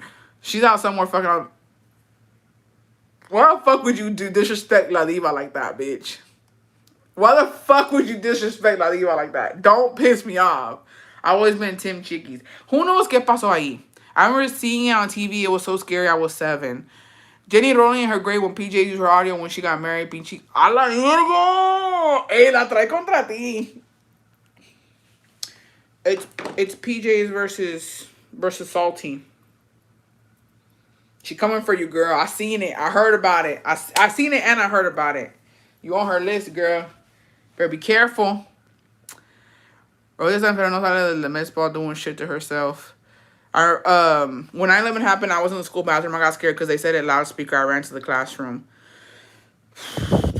You know what's crazy? Hablando de eso. I remember like when we would have our drills and like there was protocol for like if anybody were to ever be on school campus. When I was younger, we had like, you know, go hide and like hide in a corner if you're in the restroom, like go get safely to class and I don't know what the fuck else. And now it's just like, dude, it's insane. Hasta donde hemos llegado. Bessie, what's your opinion on the Comadulu? Sorry. Well, not I don't really know her, Bessie, to be honest. Apparently they're saying that her man cheated on her again. I think it's unfortunate. Hopefully lo manda la chingada and hopefully ella lo supera y que ese pinche güey vaya a chingar a su madre, because why would you cheat on your wife? Why would you cheat on the mother of your kids? Like that's not okay. Um, but also if she forgives him again and it happens again, that's on her. Fool me once, shame on you. Fool me twice, shame on me, bitch. So hopefully this is a learning experience for everybody. Yeah. All right. Sorry. Here's my trauma bonding story from a bestie. My parents married at 20, and I was the honeymoon baby. I was not planned, and I was an oopsie baby. Since I could remember, my parents were so toxic, always yelling and fighting. My dad never wanted to be home, and every weekend he was out, and I always remember how my mom just sat at home, didn't do anything, and was depressed. I always tried to find ways as a kid to try and make her smile. One night, my dad came home around 1 a.m., and I could hear them fighting. My mom was screaming, yelling for me, and told me to call the cops on my dad because he was hitting her. I called the cops on my own dad at the age of 7. My 3-year-old brother woke up crying and scared. I stayed in the room with him to comfort him. I can't say my dad was an abuser because my mom tampoco no se dejaba. They both would be going at it. This is just one of the encounters I grew up seeing. My point is that I could never and will never expose my kids to that environment. If my husband and I aren't in good terms, we are grown enough to speak to each other with respect and able to handle it without my baby being around. I will never understand how my dad could be so selfish and not realize what he was doing in his marriage. Infidelity could also affect his kids. And I don't understand my own mother not hiding adult issues from us kids. To wrap it up, they ended up divorcing when I was 8 years old. I was devastated and couldn't understand as a kid why they couldn't stay together so we could all be a happy family. As I grew older, I understand now that they are complete opposite and were never meant for each other from the start. My dad is a machista. I never saw his infidelity as an issue, and my mother has a type A personality. Always wants things done her way or it's the highway, and is a complete control freak. I'm happy to say they are both great grandparents, and it fills my heart with so much love to see them love my baby so much. Well, I'm glad that no duraron mucho juntos. That happened when you were 7. I'm glad that the year later they said, PJ skirt, because I'm going to post her video.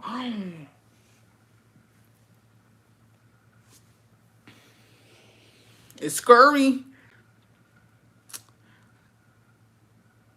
She's a roach. I don't know if she comes in peace, but she she be kikiing it up sometimes. Right now, she's on PJ's list though. But I'm glad that they separated. And it didn't continue because I feel like some people don't know how to stop, and that's how people get killed. That's how women are unalive. That's how men are unalive. That's how shit goes down, and then kids quedan solos, quedan huérfanos. So I'm glad that they said, you know what, enough is enough. Cada quien por su lado, y ya. Peaches on my. Yeah. Well. But that's traumatic. Me personally, I saw my mom and dad fight other people, but not each other. But either way, it was toxic, and it's interesting to fucking see like when you're younger because it is traumatic because you're like, those are my parents. They're supposed to love each other, and the fact that they're putting hands on each other, they're cussing each other, they're saying hateful shit. Like, sí se trauma uno. And to be honest, I think that they're the reason que yo no me he casado por la iglesia. Straight up, like, and I will say that I'm very traumatized by them because my thing is, I have this idea in my head. No tea, no shade to anybody who is married to the church, but my idea was y'all are married to the church. Y'all did it the right way, right? Like y'all are married legally, and spiritually, whatever. Y'all are fucking bound, and y'all do this shit to each other. And like my mom cheated on him. My dad was a little machista too. They were constantly fighting, and then the fact like when I got married, they were pushing me to get married to the church. Like, you need to get married to church because you're living in sin. And I remember telling my dad, look at y'all. Look at y'all. Look at everything that y'all did to each other. And y'all are married to the church. So what does that say for me? So yo sí como que quedé traumada. And I just feel like And it's not only that, it's not just my parents. Jacobo has a lot of friends, and I have friends too, que están casados por la iglesia. And I'm sorry, que Dios me perdone, because it shouldn't be like that, and forgive me, y'all. Pero más los que están casados por la iglesia son los más pinches infieles. And it irks me so bad because they make a mockery of it. All these, the wives that I met, I asked them, oh, y'all married? I was like, no, I'm married in the church. Oh, so y'all went in front of God, in front of your family and friends, and you said you were gonna be fucking loyal to your wife, but you got kids in the U.S. and you got a whole other woman over here. Like, I don't like it. So you know what? Let me save myself from sinning further, and let me keep it cute with a little bola de CD. Yeah, se acabó. Because I don't know. I don't know why that is. I think that they think, oh, because I got married to the church, I'm just going to pray about it and my sins are going to be forgiven. It don't work like that. Yeah, religious weddings, they haven't been taken seriously in years, in a minute. Like, nobody takes them seriously. They just lo hacen por hacerlo, pero no lo toman en serio. Y es bien triste because they take the sentiment away from it. Like, I don't know. Yo antes pensaba, when I was younger, I always thought, yeah, I want to get married to the church because es algo bonito. Es algo que te une más a Dios. It's something that, you know what I mean? It's just, I don't know. I think getting married at the church is not as common as it was before. More people are moving away from religious weddings. Yeah. Bessie, before Jacobo, did you see yourself getting married? I did. I did see myself getting married.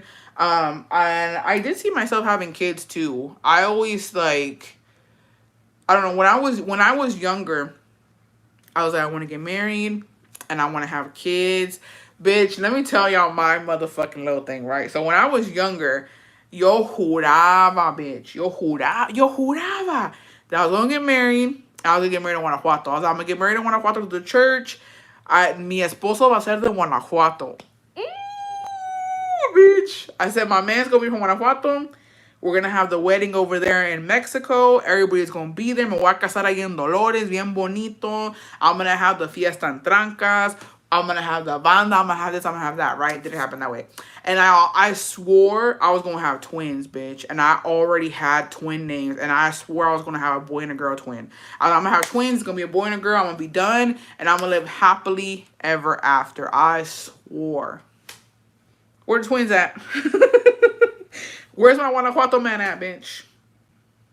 Still waiting for me because it's not happening.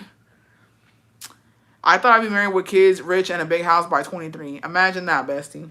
Imagine that. Like, when you're young, you're so dumb. You think that the world is easy. I bet, what twin names did you have picked out? So I always knew that I wanted J names, right? But most of the names that I had, like, are gone. But I was just like, yo pensé que para niños siempre me gustaba Julián. I loved Julián. I love Julius. But, you know, those are my nephew's names.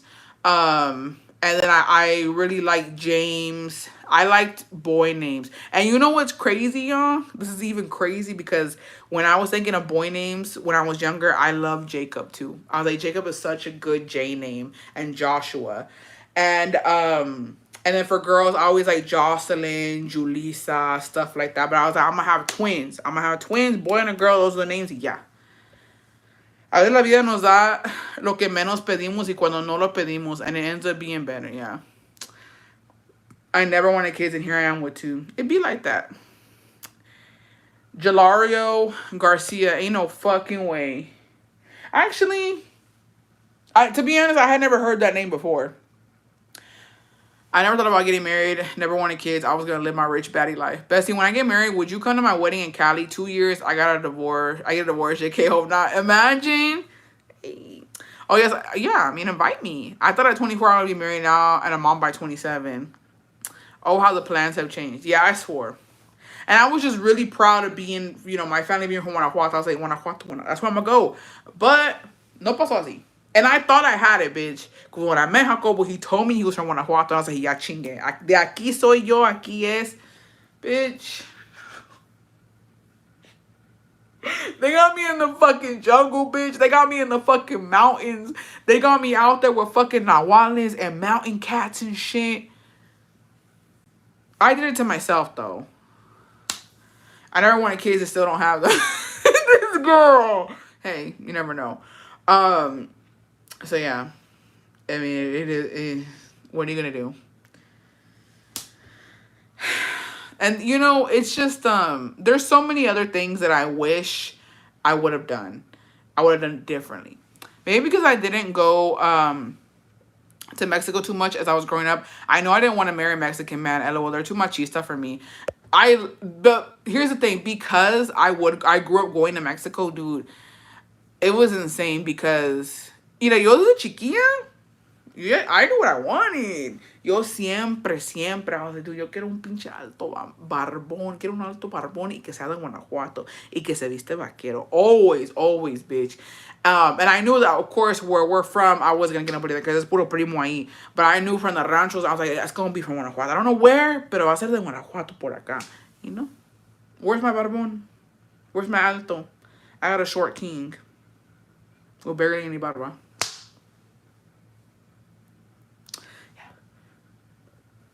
I thought I wasn't gonna have kids and was gonna be an archaeologist. Here I am, a stay-at-home mom, and my son, one son, 20 years later. That's what I'm talking about. Archaeologist is very interesting. I have a Julio and a Joshua. I like the name Julio too. It was up there. Never say never. Nunca sabes que si se te mete la loquera. Hey, uno nunca sabe.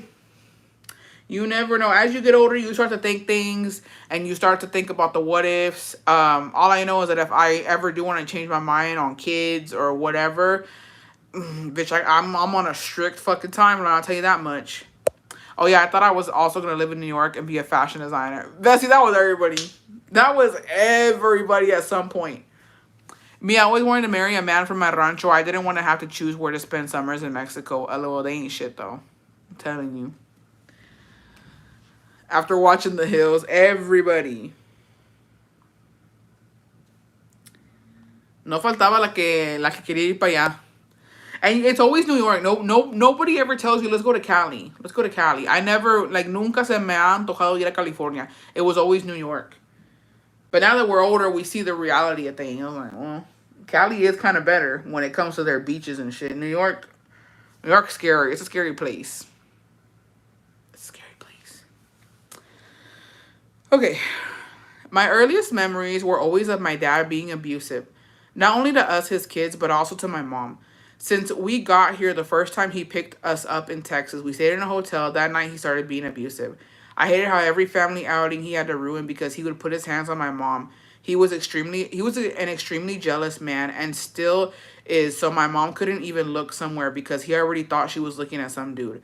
So when we would get back in the car, he would slap the shit out of her. She let him do all of that. She would always just turn her head to the window and cry, and then later would say sorry and move on.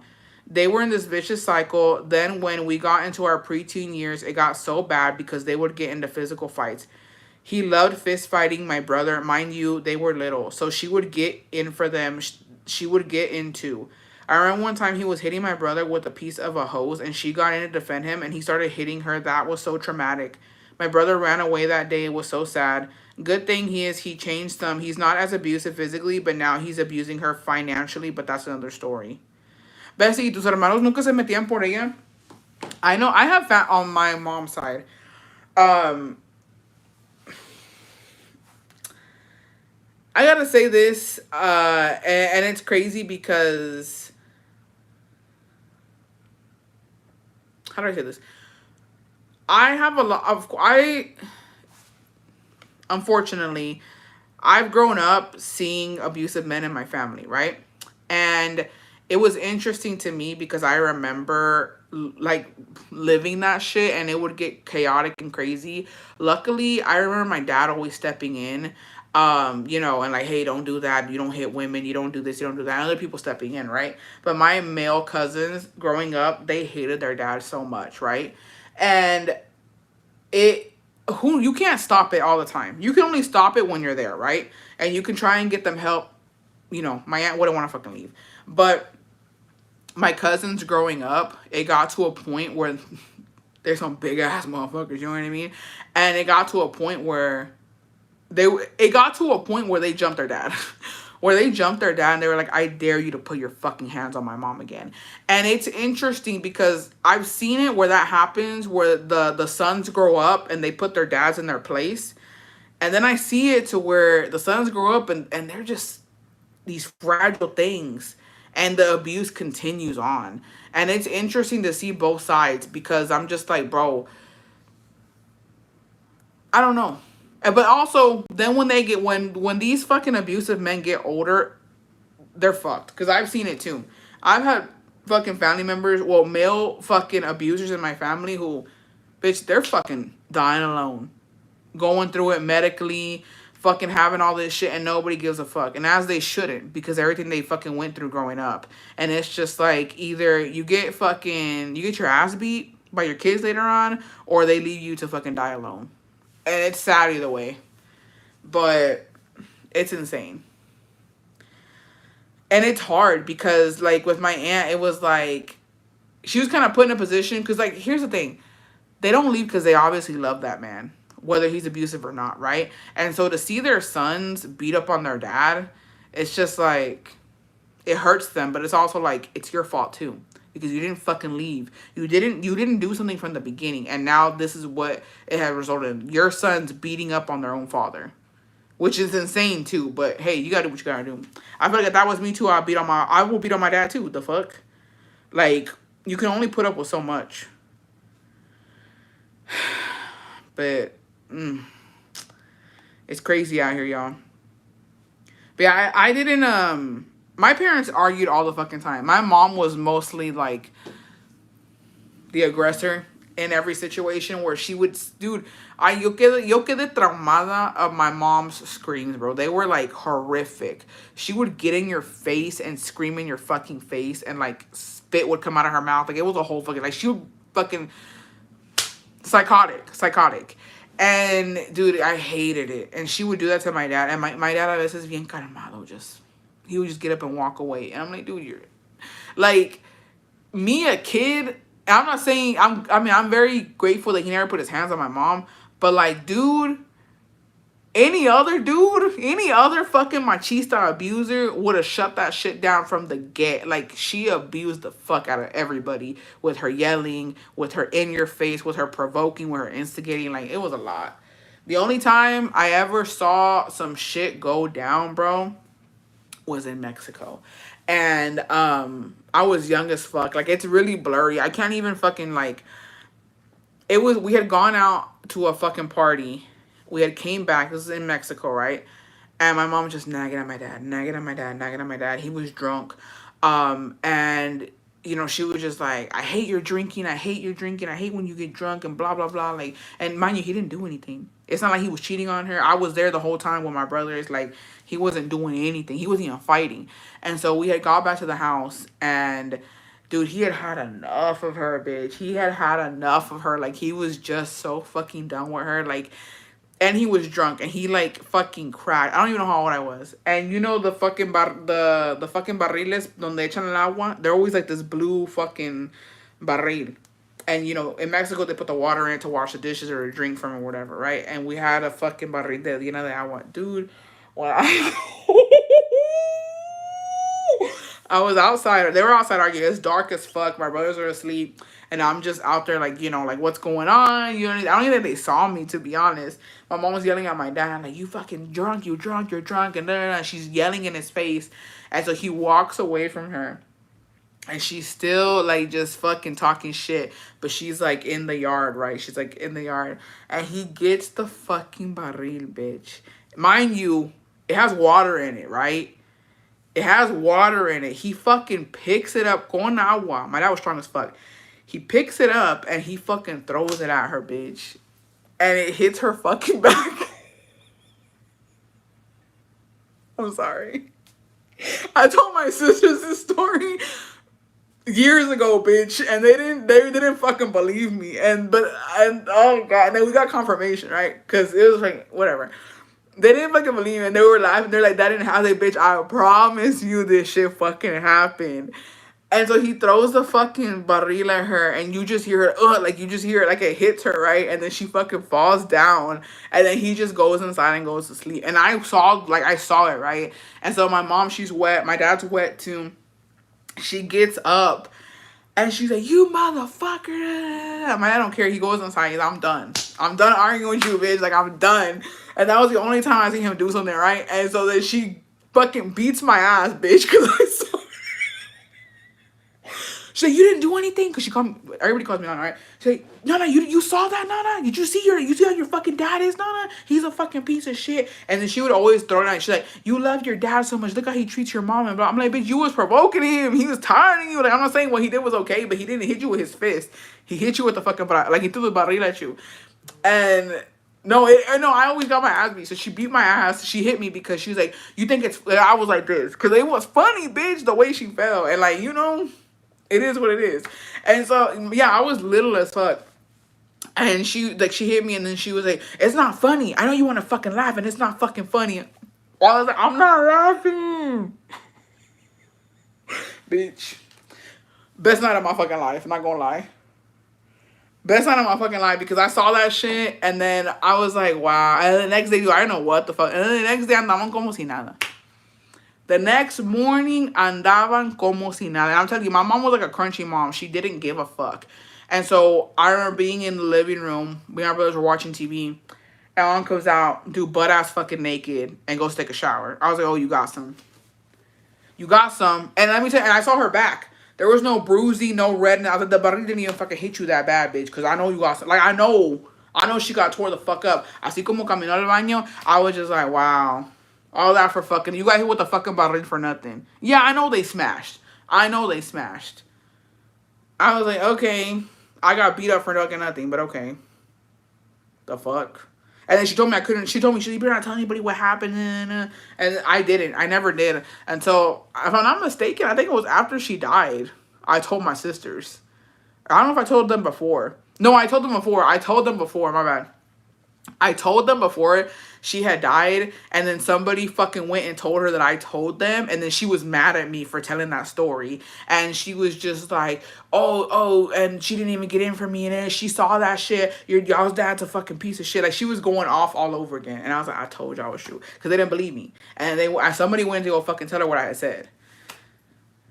Why was it always your fault, Bessie? No, I was always getting beat. Have you ever walked in someone clapped at you? Yes, I have. Yes, I have. It was disgusting, bitch. I walked in on my parents twice fucking clapping cheeks. Disgusting. Disgusting. The first time I fucking, it was, oh, disgusting, disgusting, disgusting. Bitch, I had a fucking field trip that day, ho. It was field trip motherfucking day. I was gonna wear this lime, like a minty lime green cardigan, right? It was a fit.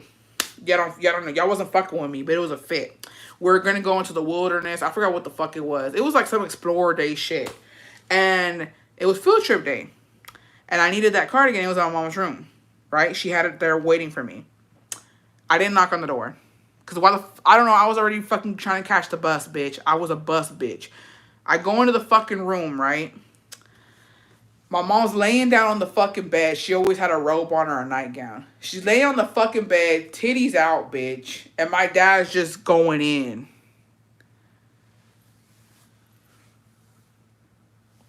I'm like, and I was like, "You don't know how to fucking knock?" I said, "I need my cardigan." And then I just grabbed it and I ran to the fucking bus, bitch. And my whole day was ruined. I just want y'all to know my whole day was fucking ruined. I was like, it's field trip day and she ruined it. They ruined it. They ruined it. They ruined it.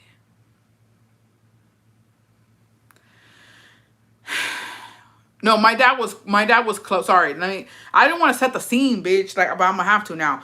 My mom was like, she would sleep naked. So she had the robe open, titties out. My dad was going in, like, as in, like, he was in this area. But he was getting ready for work. So he had his work clothes on. He was clothed. My dad was fully clothed. My mom just had her boobs out and he was, like, fondling this area. and kissing on her and shit. And I was just like, ooh, fuck, I don't like that. I hate you bitches. I don't want to remember that shit, bitch. Ugh. My son opened the door on us doggy style. Oh my goodness, Bessie, it's bad, but I was thinking, no, my dad was clothed. He was clothed, my bad. My dad was clothed. He was going to work. He had his work clothes on and everything.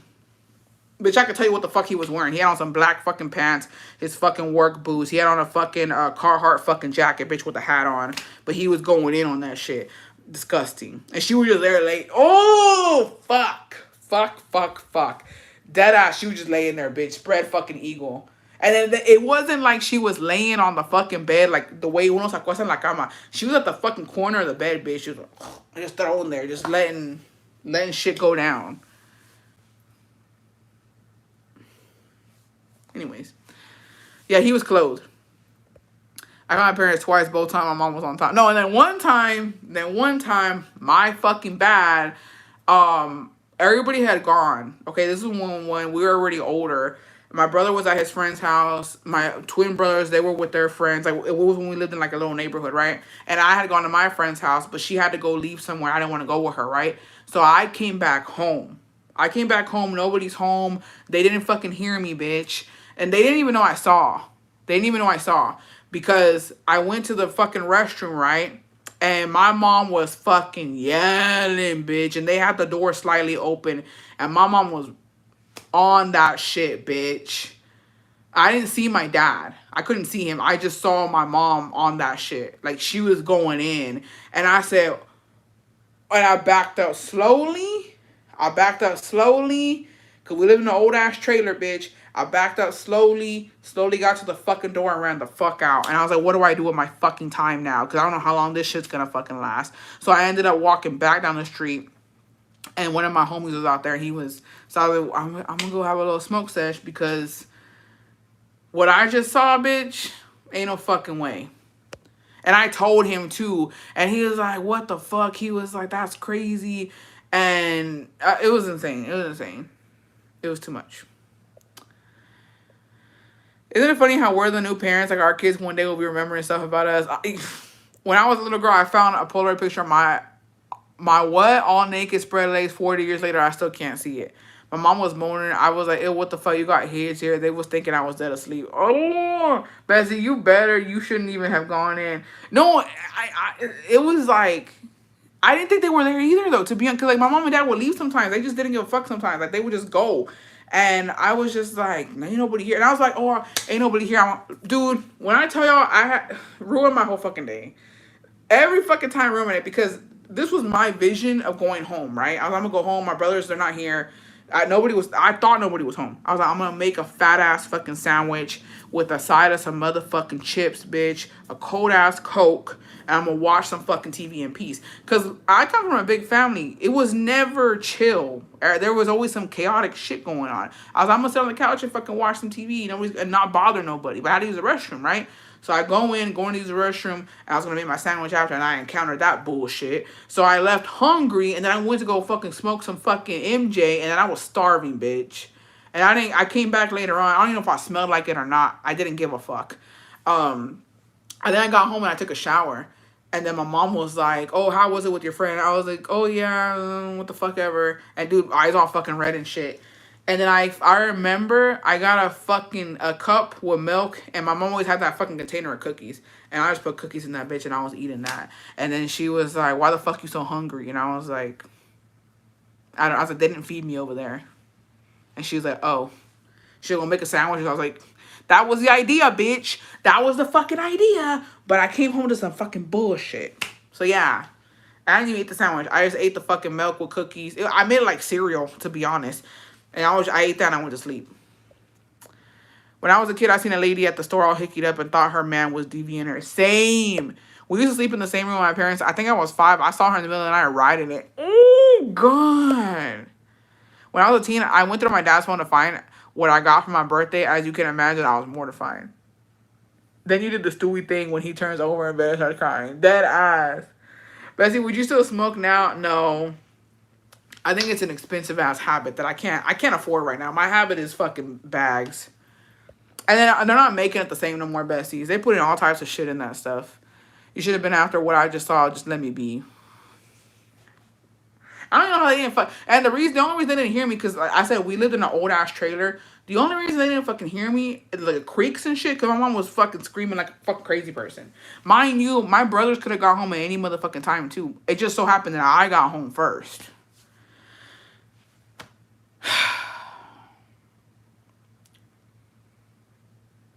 Also, in that same trailer, around my seat 15, for whatever reason, my sisters were living with us at that time. Bitch, and I had to share a room with them. Let me tell you, bitch, it wasn't no fucking queen size beds in there. Twin beds, bitch. Twin beds. One in each fucking wall.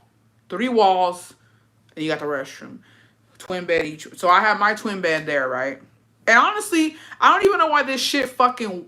Now that I'm older, bitch, and I be trying to hunk up my shit, and that I'm saying it to you guys now, it was not okay.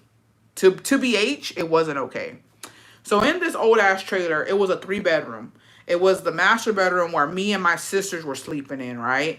And then it had the restroom that's pegado ahí. And then you got the kitchen, living room, and on the other side you had 2 other rooms and then 1 restroom over there, right? So my brothers were in the middle room, and then my mom and dad had the fucking side room over all the way to the side of the fucking trailer. I don't know why the fuck. And I was over there with my sisters, right? Old ass motherfucking trailer. Oh, bitch. I don't want to think about it. Traumatized. Just old ass fucking trailer, right? Twin beds, 3 twin beds in that bitch.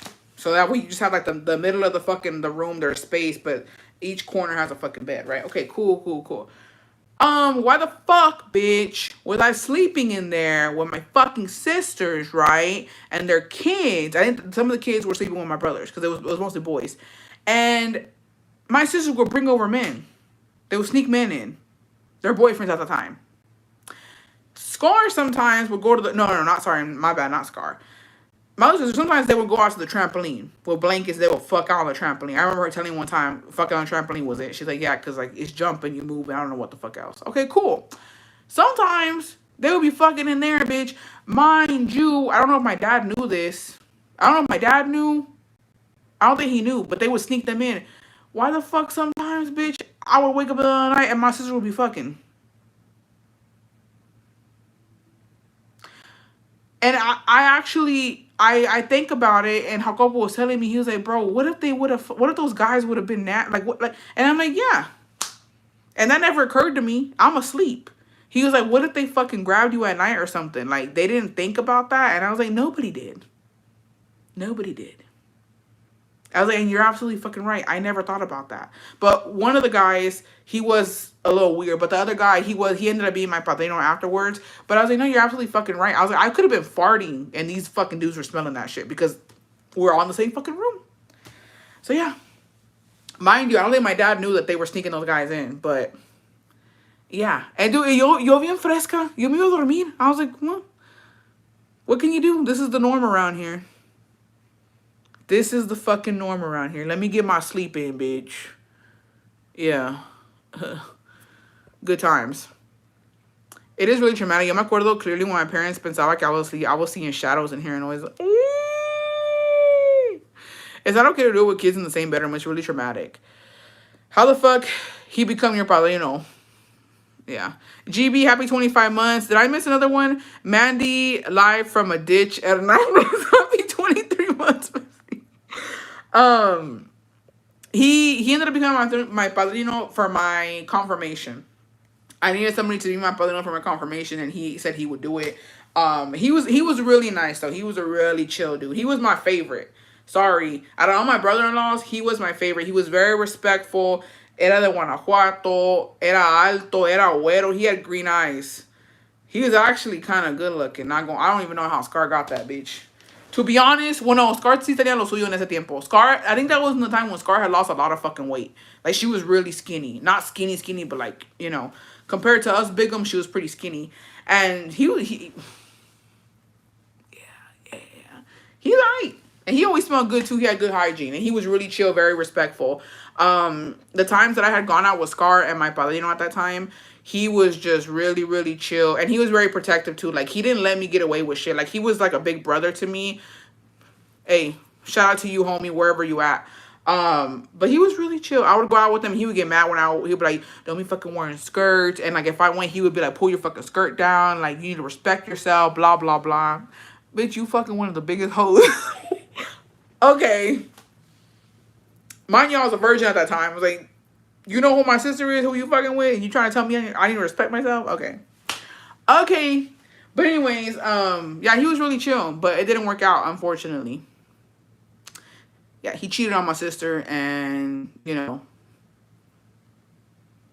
is what it is. But let me tell you something about this man. I'm gonna get an email, bitch. I just know that my padrino, very respectful, very kind, and honest. He was honest, okay?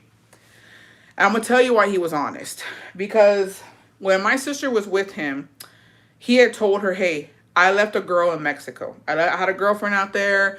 I still do talk to her. Sometimes I send her money, but I'm not going back to Mexico. I'm never gonna see her again. And eventually, I'm gonna break up with her, right?" She's like, "Cool, I don't care." And everybody told her, "Why do you care? She's not here. She's in Mexico. Who gives a fuck, right?" I was like, "Who gives a fuck?" Like he's letting you know, right?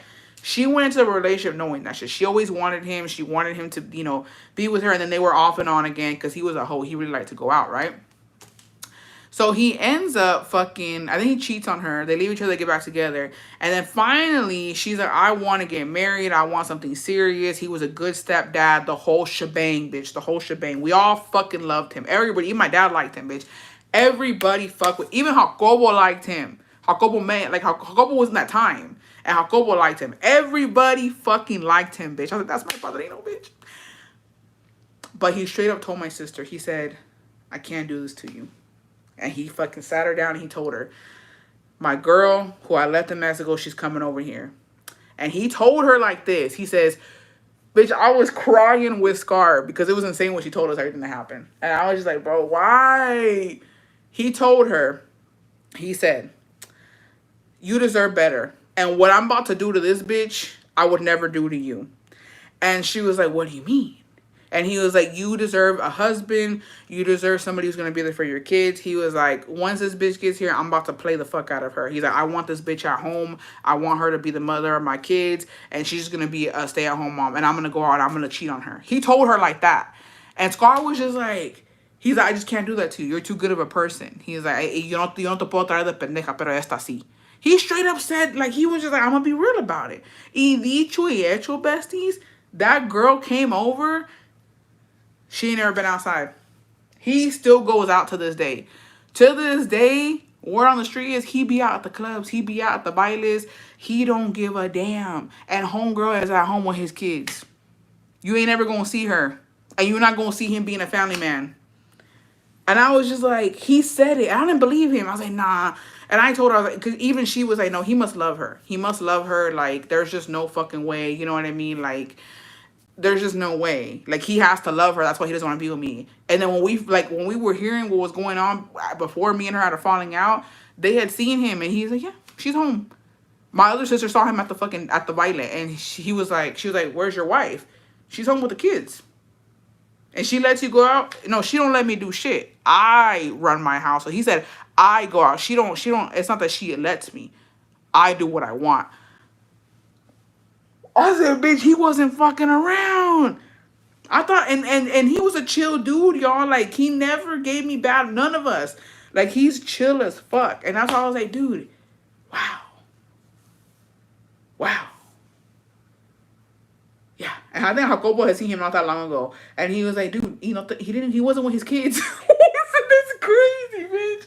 That's crazy. Tell me why I was like, that's nice. At least he was too honest. No wonder Scar a villain now. How does she have him engatusado así? I don't know. I don't know. I think they had a good little love story going on, but he was just too real. And he told her, he was like, "I wouldn't do that to you. I don't want to do that to you. I'd rather do it to her." That's what he told her. And I was just like, that was insane, bitch. That wasn't, dude, and it was so hard. Like that, because we were all heartbroken. Everybody, the whole family everybody liked him. So the whole family was heartbroken. We were just like, wow. My mom loved him too. She was just like, this is insane. It was hard on the whole family. It was hard on us, bitch. I don't even know. As a family, how we got through that, bitch. I don't even know how we got through it. He said, I can't hurt you, Scar, because you're a good person. I gagged. Her origin story, yeah, well, that's crazy coming out of a chill dude's mouth. Like, what the fuck going on? To this day, his senora hasn't seen the Austin. But no, that bitch ain't never been out. It's insane to me that, like, dicho y hecho, he kept his word. That's what gets me. I'm like, he really said, this is what I'm going to do, and he did it. And I was like, wow. Wow. But again, well, from what I understand, la señora es bien bonita. Era una flaquita, una cosita así, bien bonita. Like, she's a really pretty girl, but we ain't gonna see her. Like I said, he was very handsome. Insanity. Insanity. Anyways, no, maybe he knew Scar would have stabbed. No, let me tell you something. I'm gonna tell you something about Scar. He knew Scar was not gonna fucking put up with his shit because she never did. Whenever he would do some crazy shit, she would go do the same thing. I remember when she found out that he was messaging some bitch. She would make his lunch right for work. Bitch, when I tell you, she put shit in his food, like not like poison or anything, but I remember, bitch, I was gagging in the morning when I had gone over because she had fucking made his lunch. You no puede ni respirar because all the fucking all the chile she had put in his fucking salsa and his tacos. And I was just like, bitch, what the fuck? What you got going on here, girl? She's like, I made his lunch. She's like, I made that shit fucking spicy. He could fucking choke on that shit. And then I remember, bitch, she had a picture of him. And on the picture, she edited it and she put a bunch of bad words on it, right? She put like, hijo de tu pinche madre, mentiroso, cuerno. I don't know. She put a bunch of shit on it. And I was like, bitch, you doing brujeria or what? She's like, no, I have it as my screensaver. And she put it as his screensaver too. And I was just like, is this a healing process? And then he called her at work and he was like, no chingue, los pinches tacos están bien picosos, me ando ahogando a la verga. I don't know what. And she's like, choke on it, bitch. Like, it was a whole fucking thing. And I was like,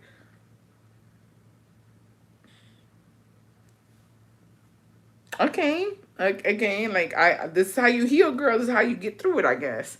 And yeah, so like ella no se dejaba. I will say that. Like, and they were toxic. Like they would go tit for tat. They wasn't fucking around. It got so bad, bitch. Not to put her. I think she's told the story before I get too deep in it. The last thing before he fucking said I can't do this to you, I'm gonna do it to her. The last thing, bitch, I think she did his best friend. I'm talking about any bitch. I'm talking about homies. Like they were for lifers. Like ever since I known him, I known his best friend. They were always together type shit. Like if I'm not mistaken, like Scar's friend was with his friend. Like they would double date all the fucking time. It was one of those things. And like the last, ya lo último, she was all right. You want to play in my face, bitch? There you go. And I was just like, so yeah.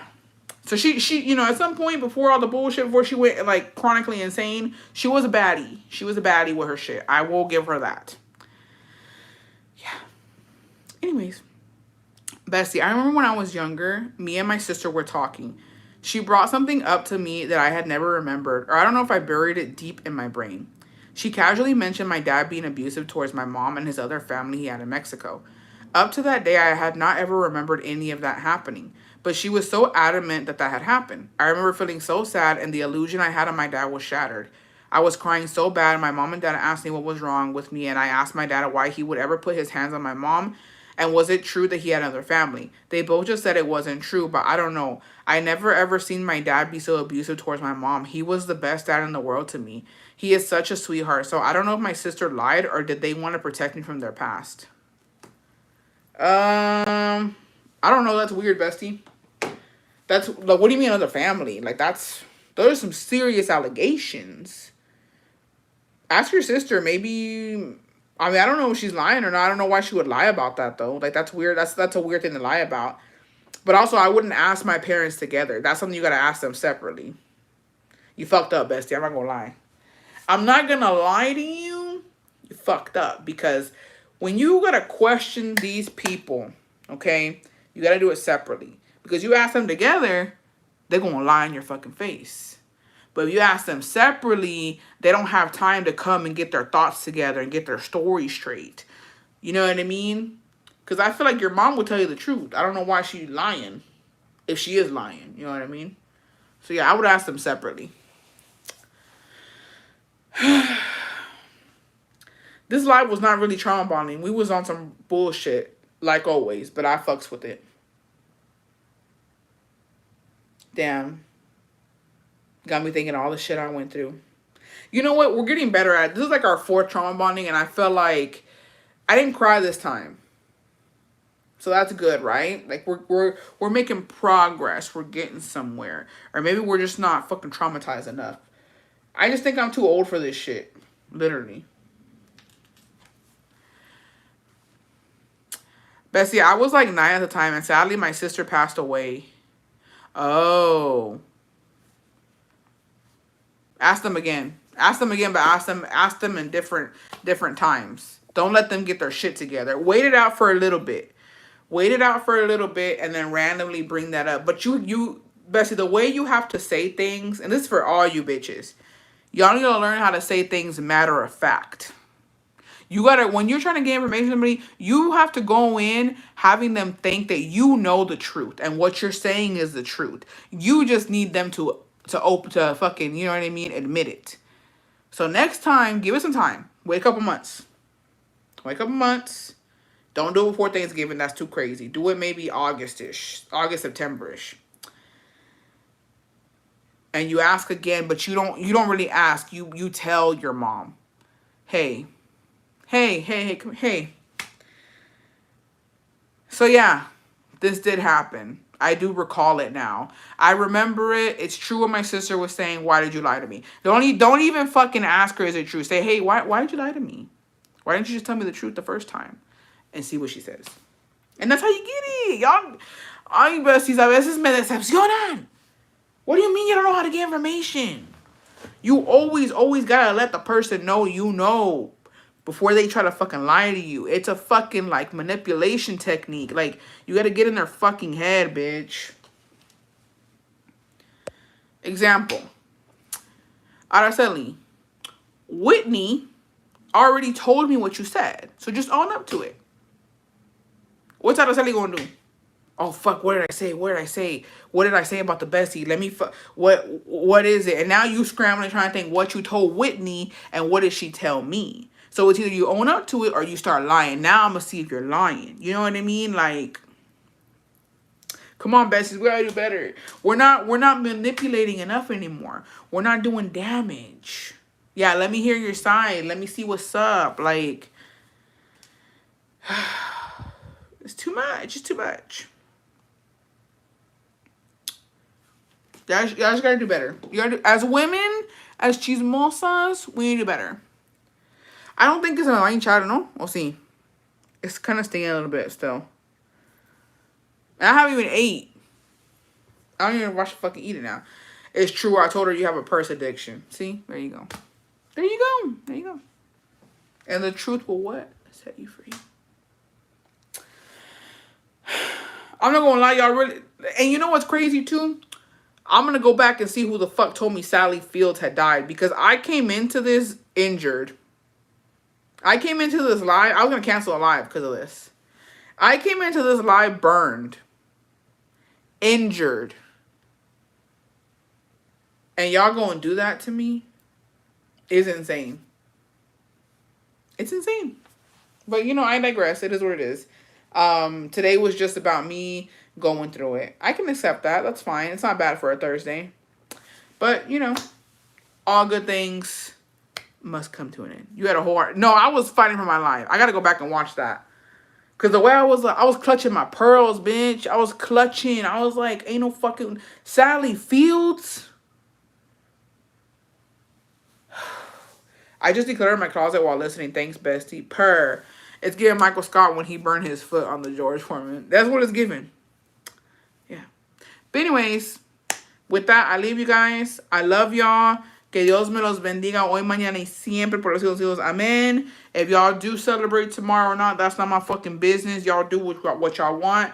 Be careful. Don't be out here popping fireworks and losing fingers and shit.